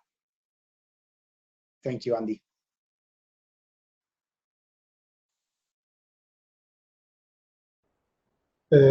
Thank you, Alex. So when everybody says that feels like things might be over, the picture seems to be full of tensions. And I guess that Ricardo will add some more tension to our future, right? No, I'm going to come up with solutions or policy. Good. Alex was good because I think he was very wise to offer the contingent lines from the IMF and support from there. Yeah, and I think it will be needed. So first of all, let me start with just making a comment on what Andrés Velasco had mentioned before, and that others had referred to, the issue of the current account. That since we don't trade with Martians, it has to add up to zero. But at the world level, but one of the reasons to have international financial institutions is to recirculate the capital that might be flying to the north because they have more credible institutions or whatever. So I think that there may be an important case to have a more official financing precisely to allow for more accommodative current account deficits in the south. and this may become more important as we think of the recovery. I would like to emphasize 2 points. One is how to assure access to finance, and the second one is how to deal with what I'm going to call the equity shortage. But the equity shortage is another way to think about what they call what Carmen called balance sheet problems. The balance sheet, is a problem because it has too little equity or negative equity, right? So it's an equity shortage. In fiscal sustainability, I'm going to use not Carmen used Chow and Lai to say it's too soon to judge the French Revolution. I'm going to use Rahm Emanuel of saying don't let a good crisis go to waste. That is, what should we be doing given that our fiscal balance sheet will have worsened significantly? We will have accumulated a ton of debt that we weren't planning for.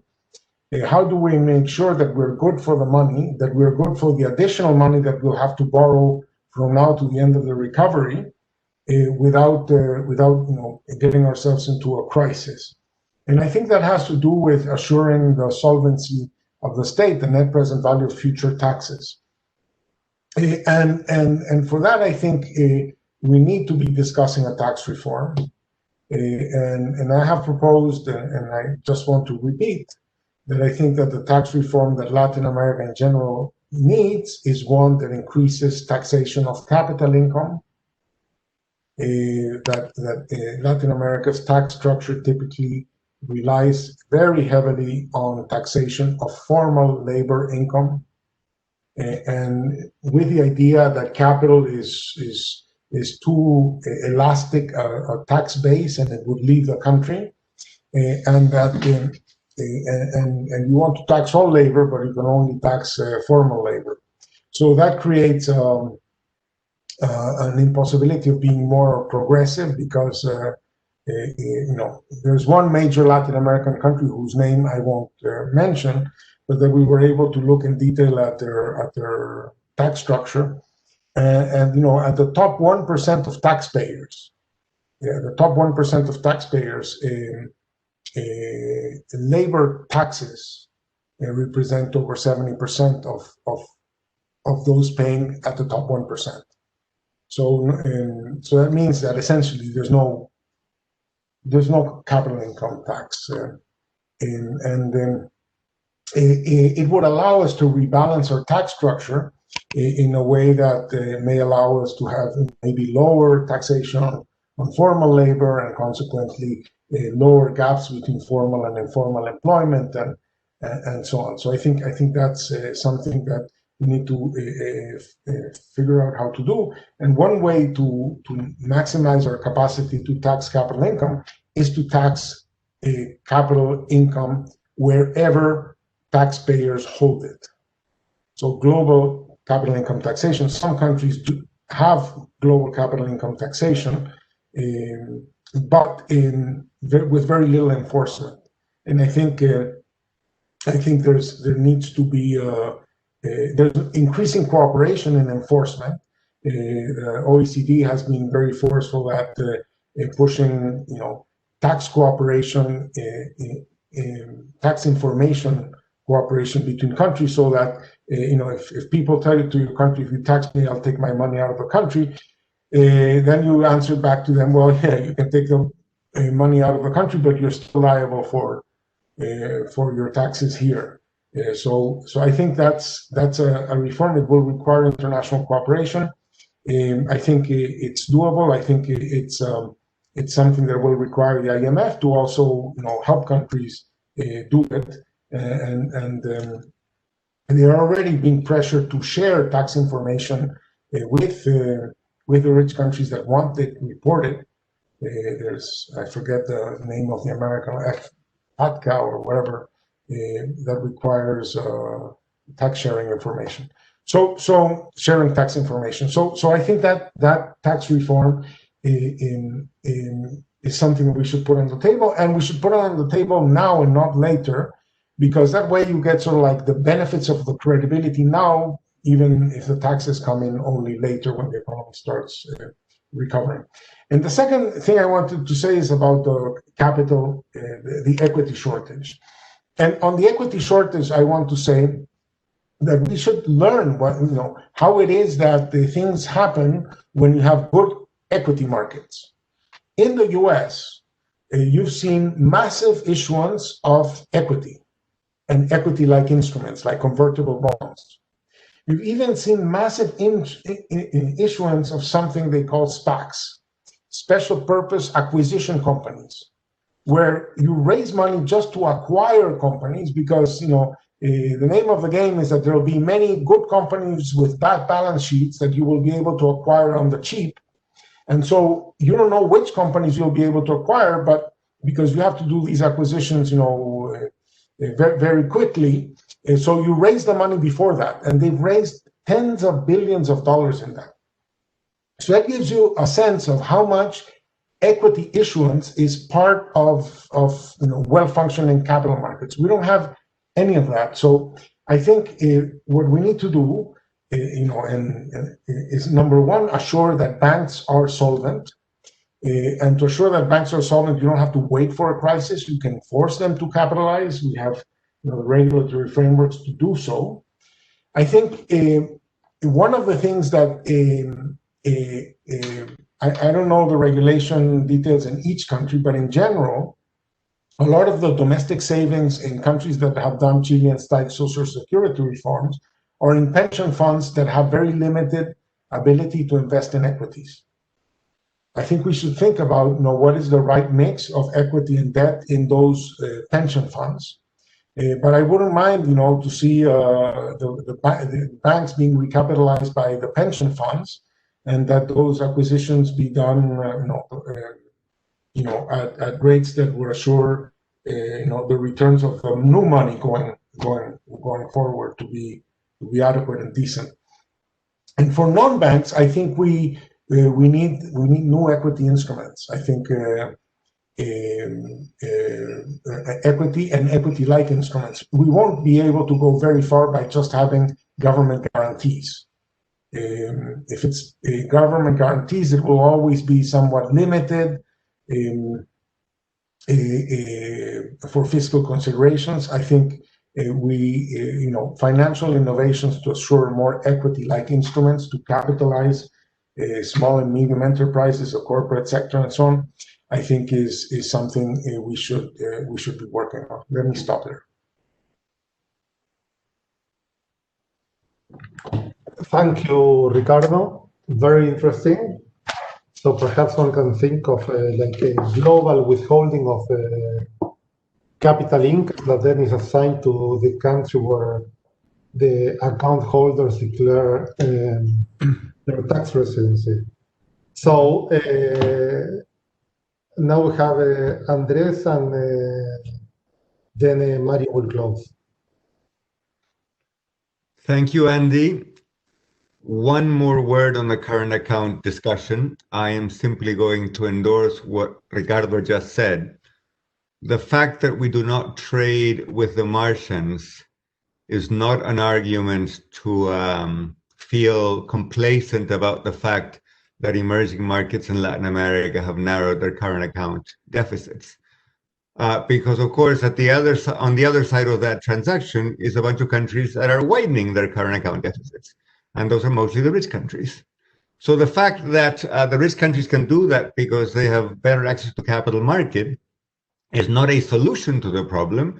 It is simply a restatement of the problem. Yes, that's exactly what's happening, but that is not exactly what should be happening. And this suggests that we remain a world in which access to capital, when it is needed, is very asymmetric. And as our dear and common friend Mauricio Cárdenas likes to put it, rich countries have been able to do whatever it takes. We have been able to do whatever we can afford. And that is not a good state of affairs. So what keeps me up at night? I stay up at night worrying about some of the same issues that Carmen mentioned, and about which I think she was very clear and insightful. Let me put it this way. Doubtlessly, from a macro point of view, we need more fiscal and monetary stimulus in 2021 and probably in 2022, because this crisis is longer than we anticipated, and in many dimensions, it is deeper than we anticipated. At the same time, let us be honest here, we are treading on terrain we have never tread on before. And let me put on my hat as an economist here for a minute, not so much as a politician or a policymaker. What's been happening in the world at large in recent years, and I think, again, Carmen and Ken Rogoff have written very helpfully and clearly about this, is that when interest rates are very, very low, and when countries in the rich part of the world are against the zero lower bound, well, a dollar or a short central bank liability, whether a bond or a unit of currency, become identical to a government treasury bill. And as a result, fiscal and monetary policies become indistinguishable. That's one outcome from the situation of very low interest rates. The other outcome, of course, is that because the interest rate is lower than the growth rate, we seem to be in a bubble situation in which we can spend more today without necessarily having to tax more tomorrow. Now, at one level, this is great. We can issue more pesos, or we can issue more dollars, or we can issue more bonds, and the market will take them. And secondly, maybe we can spend more without more taxation. Those are wonderful things, wonderful problems to have, if you want to put it that way. At the same time, we know from literature on bubbles, and of course, R smaller than G is a bubble, sort of the technical definition of a bubble. We know from the literature on bubbles that bubbles are pricked randomly and without much previous announcement. And the big question in my mind, to some extent for developed economies, not so much for the US, but for other economies, I'm speaking to you from London right now. Why is it that asset managers across the world are destined to hold bonds from a country of 80 million people in the north of Europe, which used to be so powerful, but isn't so powerful anymore?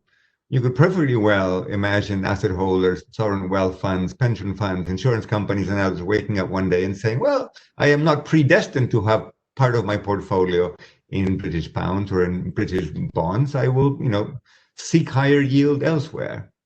Where am I going?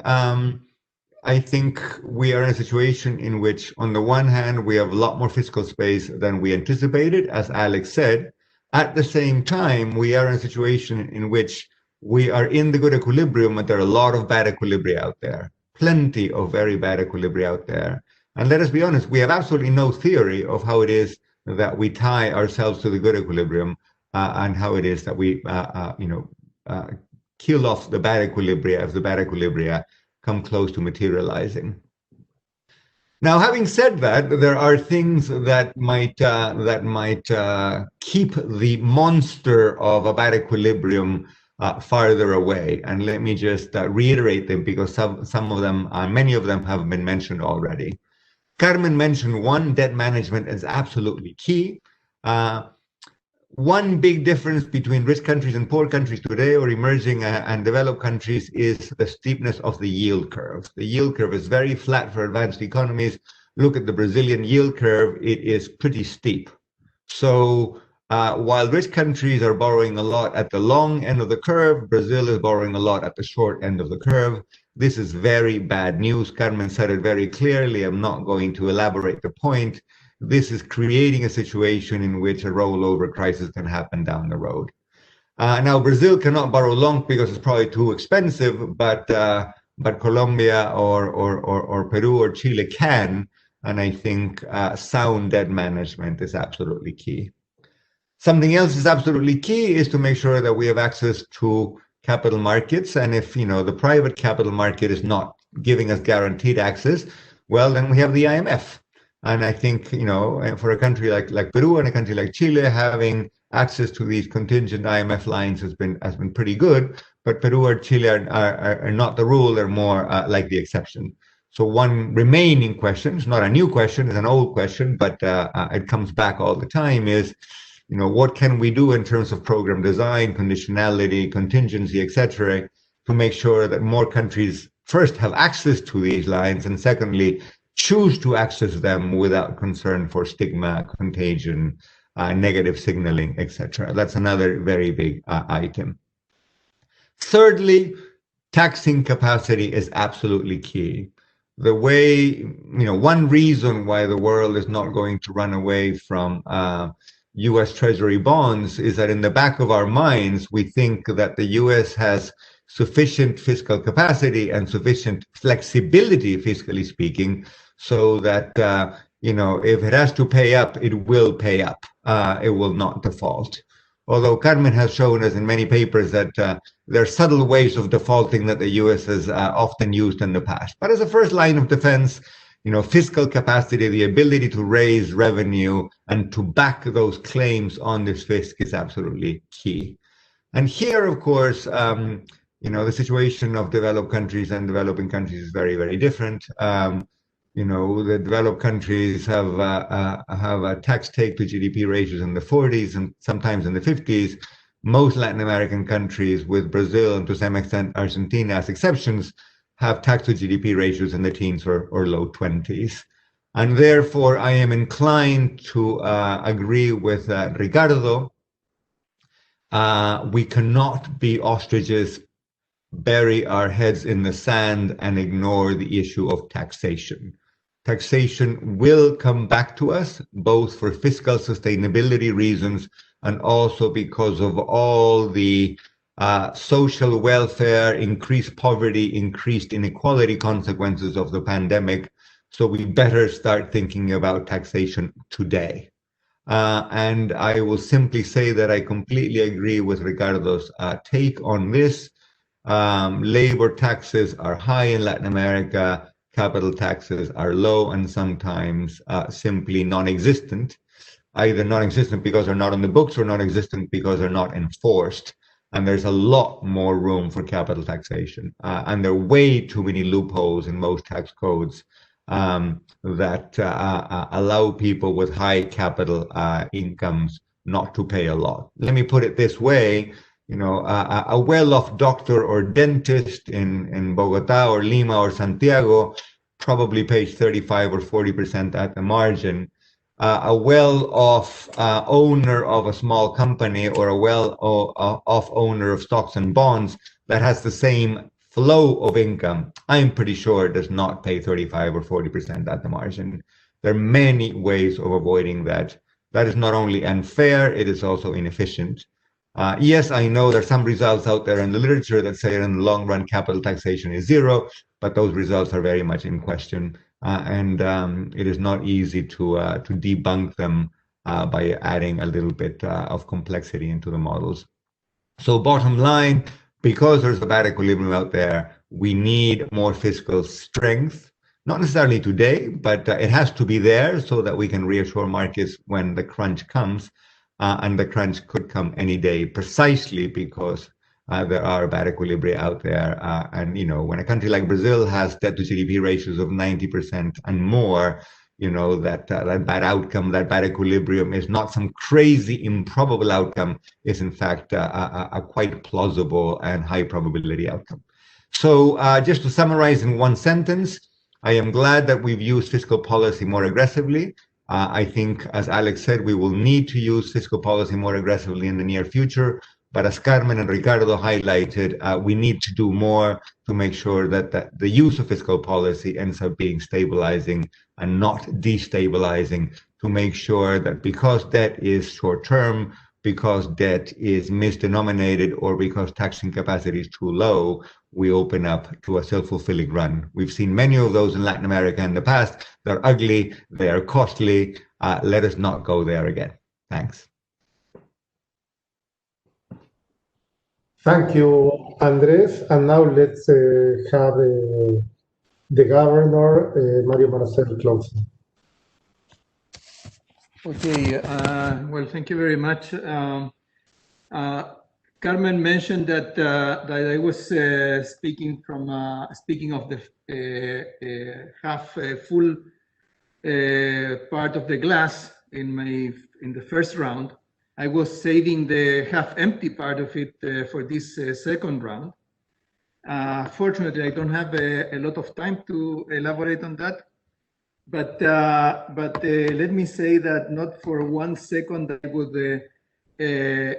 would take recovery for growth. Of course, economies are starting to recovery, and so far they have walked the easy part of the recovery.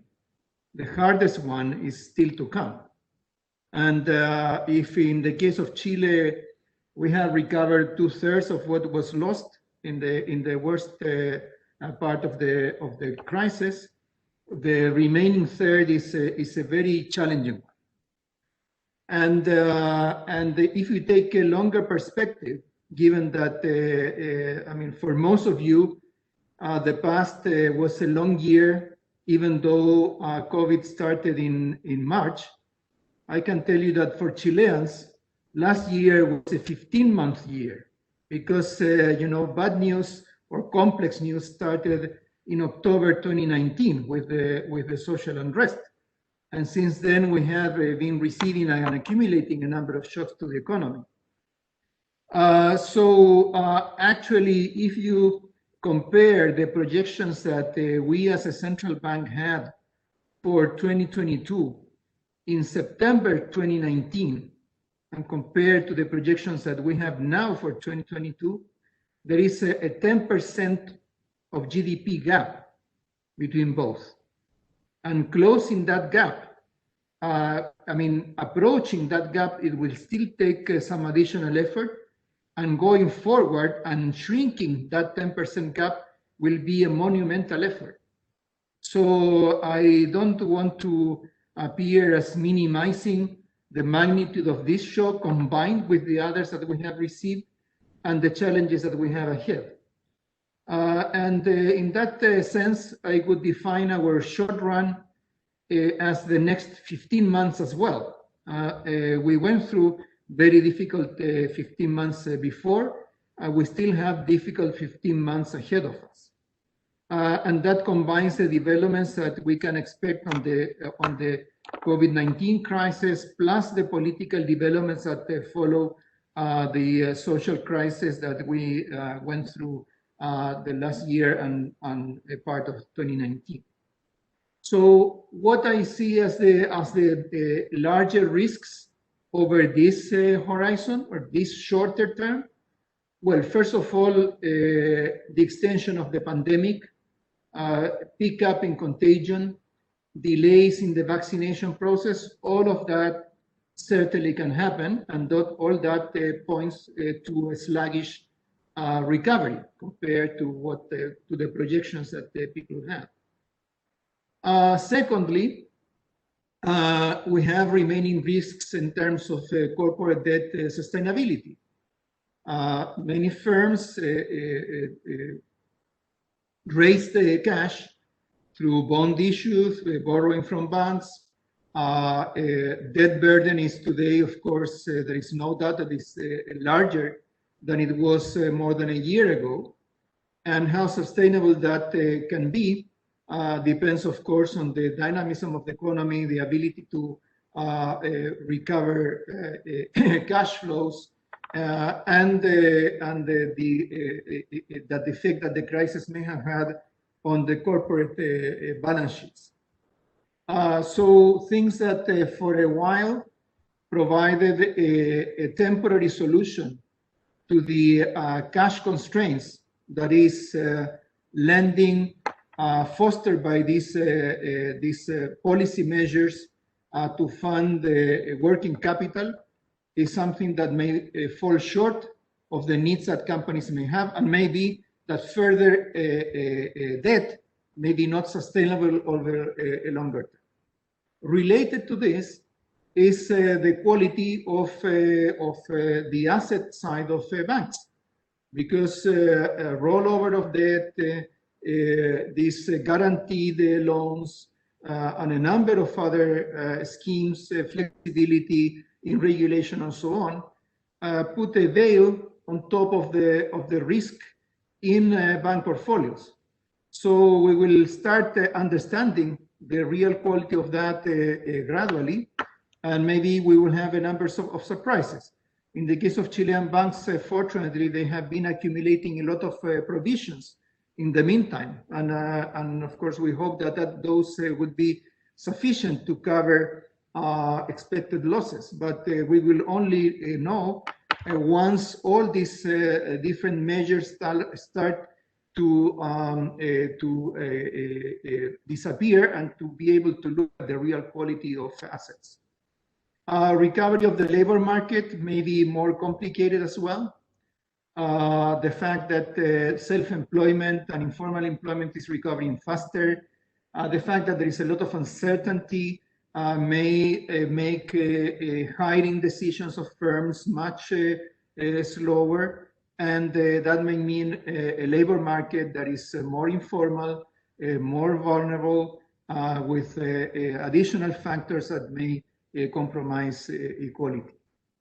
And finally, there is the issue of uncertainty and expectations, even with a vaccine in sight.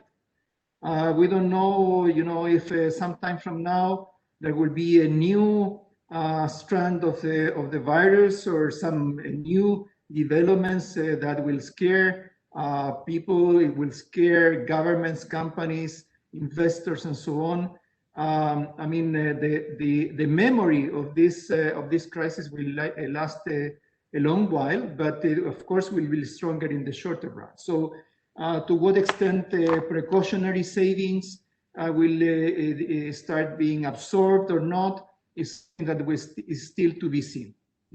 So there are a number of risks ahead. I didn't want to mention the fiscal side of it because, well, I'm not supposed to speak a lot about fiscal issues. But at least on our side, this is a sufficient list to deal with. Now, what do we have to deal with this list? Yes, we have some policy space. I mentioned that as a central bank, we have been trying to rebuild part of that. On the fiscal side, Chile is still a country with at the lower end of government indebtedness. The current budget even has some money saved for incoming needs. So there is some policy space to deal with this. Secondly, we have a deeper financial market, so that allowed, for instance, large corporations to issue bonds to borrow from market rather than from banks. So that was a positive thing as well. We have, I think, a health sector that it appears to be more efficient at delivering vaccines.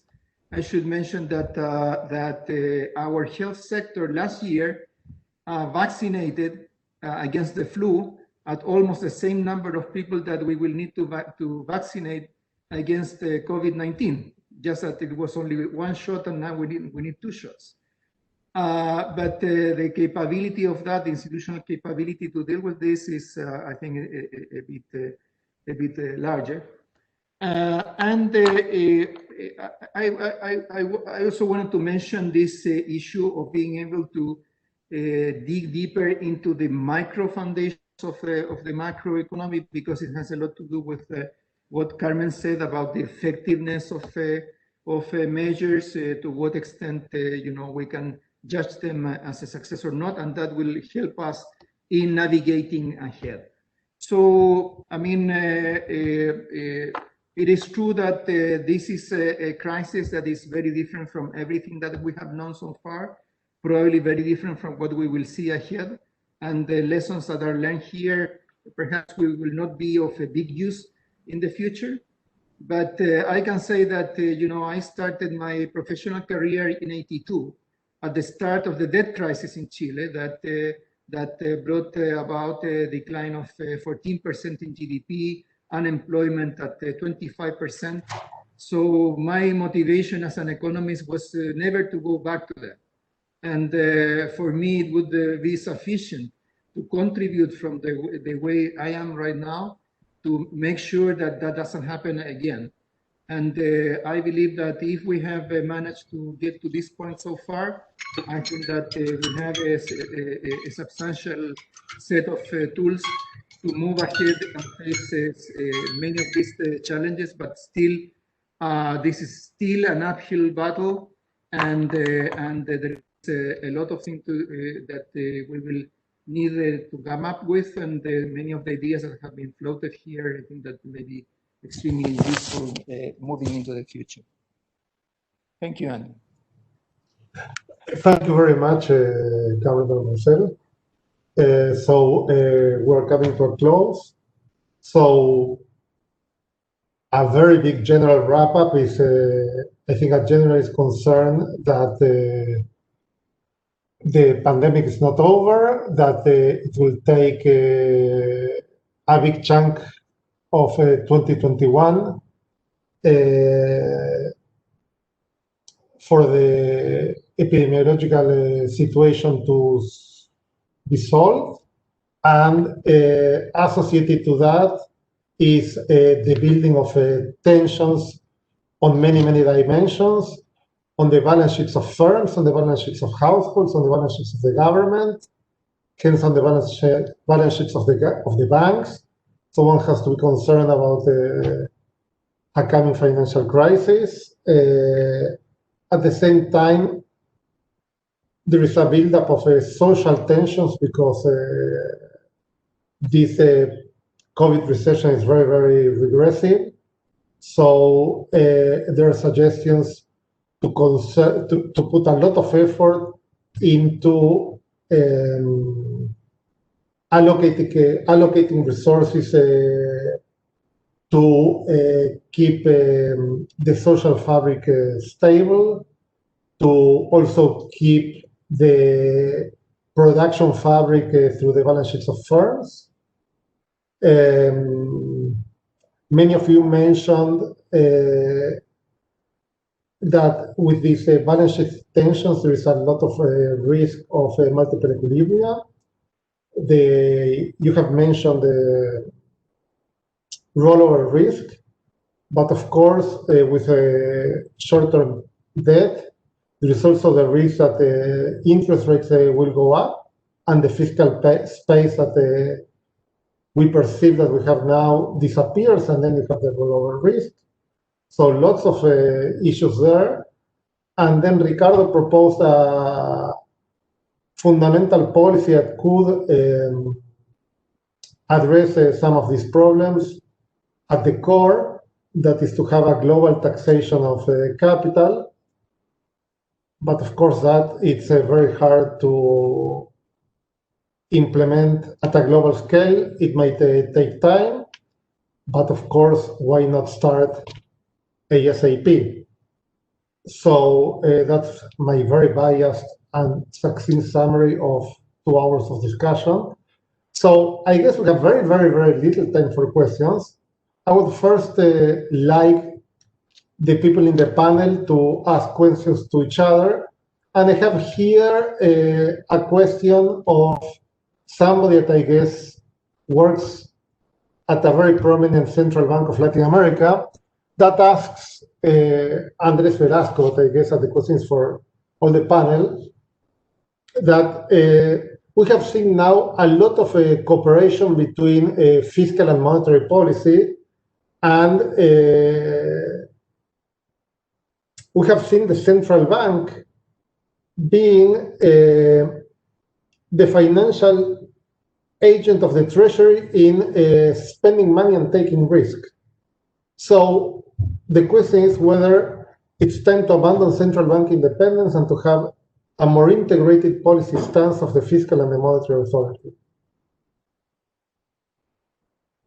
So that's a lingering question for anyone who wants to take it. And then I invite the panelists to make questions to each other, or maybe somebody from the audience as well.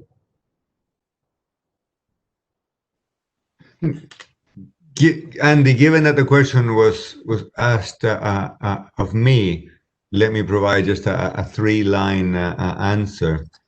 I don't think that central bank independence and central bank treasury collaboration are alternatives. If I look at European central banks, if I look at the Bank of England, if I look at the Fed, they're all actively collaborating with fiscal authorities every day of the week. At the LSE before Christmas, I taught a weekend on crisis management, and I read all the accounts by Bernanke and Paulson and everybody else who was, you know, at the driver's seat in 2008, 2009, and they were talking every day. And I don't think anybody would say that because Bernanke was meeting with Hank Paulson or with Hank Paulson's successor, you know, the Fed stopped being independent. So yes, I am all for collaboration. Yes, the central bank ultimately belongs to the Treasury. So when the central bank takes on more risk, the Treasury is also taking on more risk. But I don't think this is an argument against central bank autonomy or central bank independence in the least. Thank you. So do we have any more questions? Yes, Pablo Garcia had a question. Pablo, you can unmute yourself. Thanks. Thanks for the presentations. Well, actually, this was already answered. It was related to the issue of the current account. But what we've seen, for instance, in Chile, is this process of liquidation of pension fund assets as a support measure by some legislative changes. And that is akin to how you would smooth out a transitory income shock through capital shallowing, so liquidation of assets and trying to reduce the capital stock instead of running up your current account deficit. Of course, it's very regressive. It's not targeted at all. It has a number of other implications.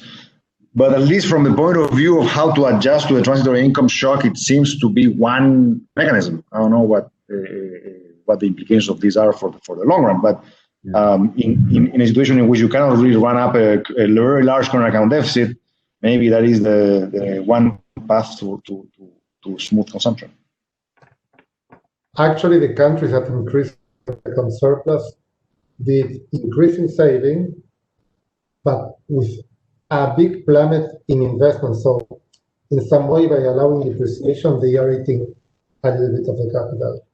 Yeah. Andy, maybe Pablo, I totally agree with what you're saying. I mean, in a way, to the extent that through the pension funds, the country holds a significant stock of foreign securities. There might be a way to induce a portfolio shift in these institutions, so that they sell foreign securities, they buy Chilean government assets indexed to the CPI, 50-year government bonds with a relatively interesting interest rate, with no currency risk. And then this money is used to do whatever you want, but that has a nice policy design that actually addresses the social and economic issues that you're concerned about, instead of just letting somebody who's sitting at the bank, who has kept his job, to access that money, and then maybe they end up buying a foreign security anyway.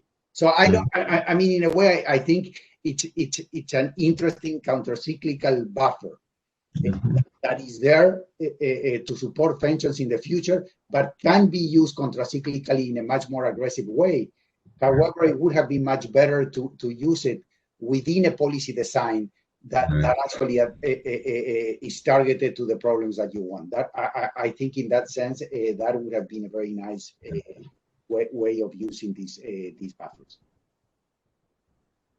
Andy, at the risk of speaking too often, Pablo and Alex have just said something that is very important, but given that this is a Central Bank of Chile event and there's probably a big Chilean audience here, I want to make sure that we extract the right message. I do not think Pablo or Alex are saying that liquidating pension savings is a first best policy.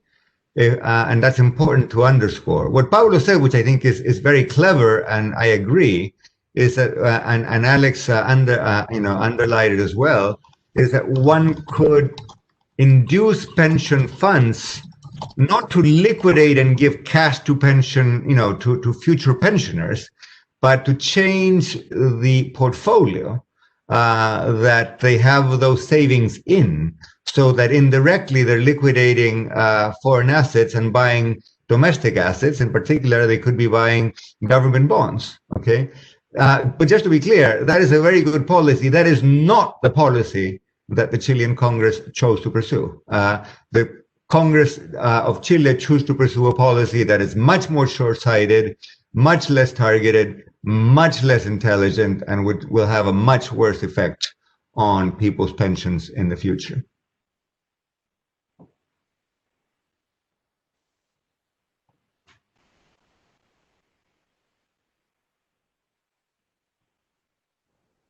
Thank you, Andrés.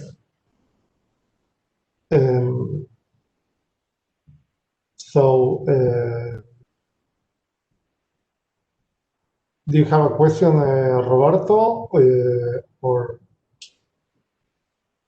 Well, yes, I want to insist in the question that was formulated before, but I don't think that the answer was complete, in the sense that we have learned that, as Andrés, Velasco, and others have mentioned, that in this situation, there has been no difference between fiscal and monetary policy. And if you look at the responses, macroeconomic responses of different countries, much of it has gone through the central bank. So what I would like to think about is, well, what implications this has for the independence of the central bank, if the central bank will, at points of crisis, will have the decisions to make essentially what amounts to fiscal policy. Isn't it like assigning this kind of job to the central bank, sort of like sidestepping some political or procedural or institutional aspects that we are not necessarily thinking about, that ultimately will actually jeopardize the institution itself? I mean, that's I'm thinking about, for example, decisions of support particular sectors and non others, of providing subsidizing credit to say particular firms. I mean, these kinds of policies do, in the long run, I think, undermine the institution of the central bank. So I don't know if that's something that we might want to pursue here, but that's something that maybe you want to comment on.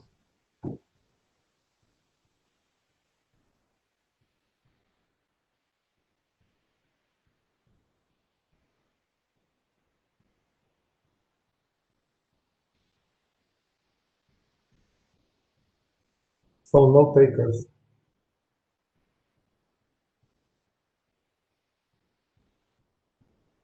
Okay, considering that we're supposed to finish like 40 minutes ago, which means that I did a terrible job moderating the session, I want to thank all the participants in the panel, as well as the three speakers before, and all the people that attended these several hours of discussions. And I want to give some special thanks to Andrés Fernandez, Álvaro Aguirre, and Sofia Bauduco at the Banco Central de Chile for the initiative and for making this possible.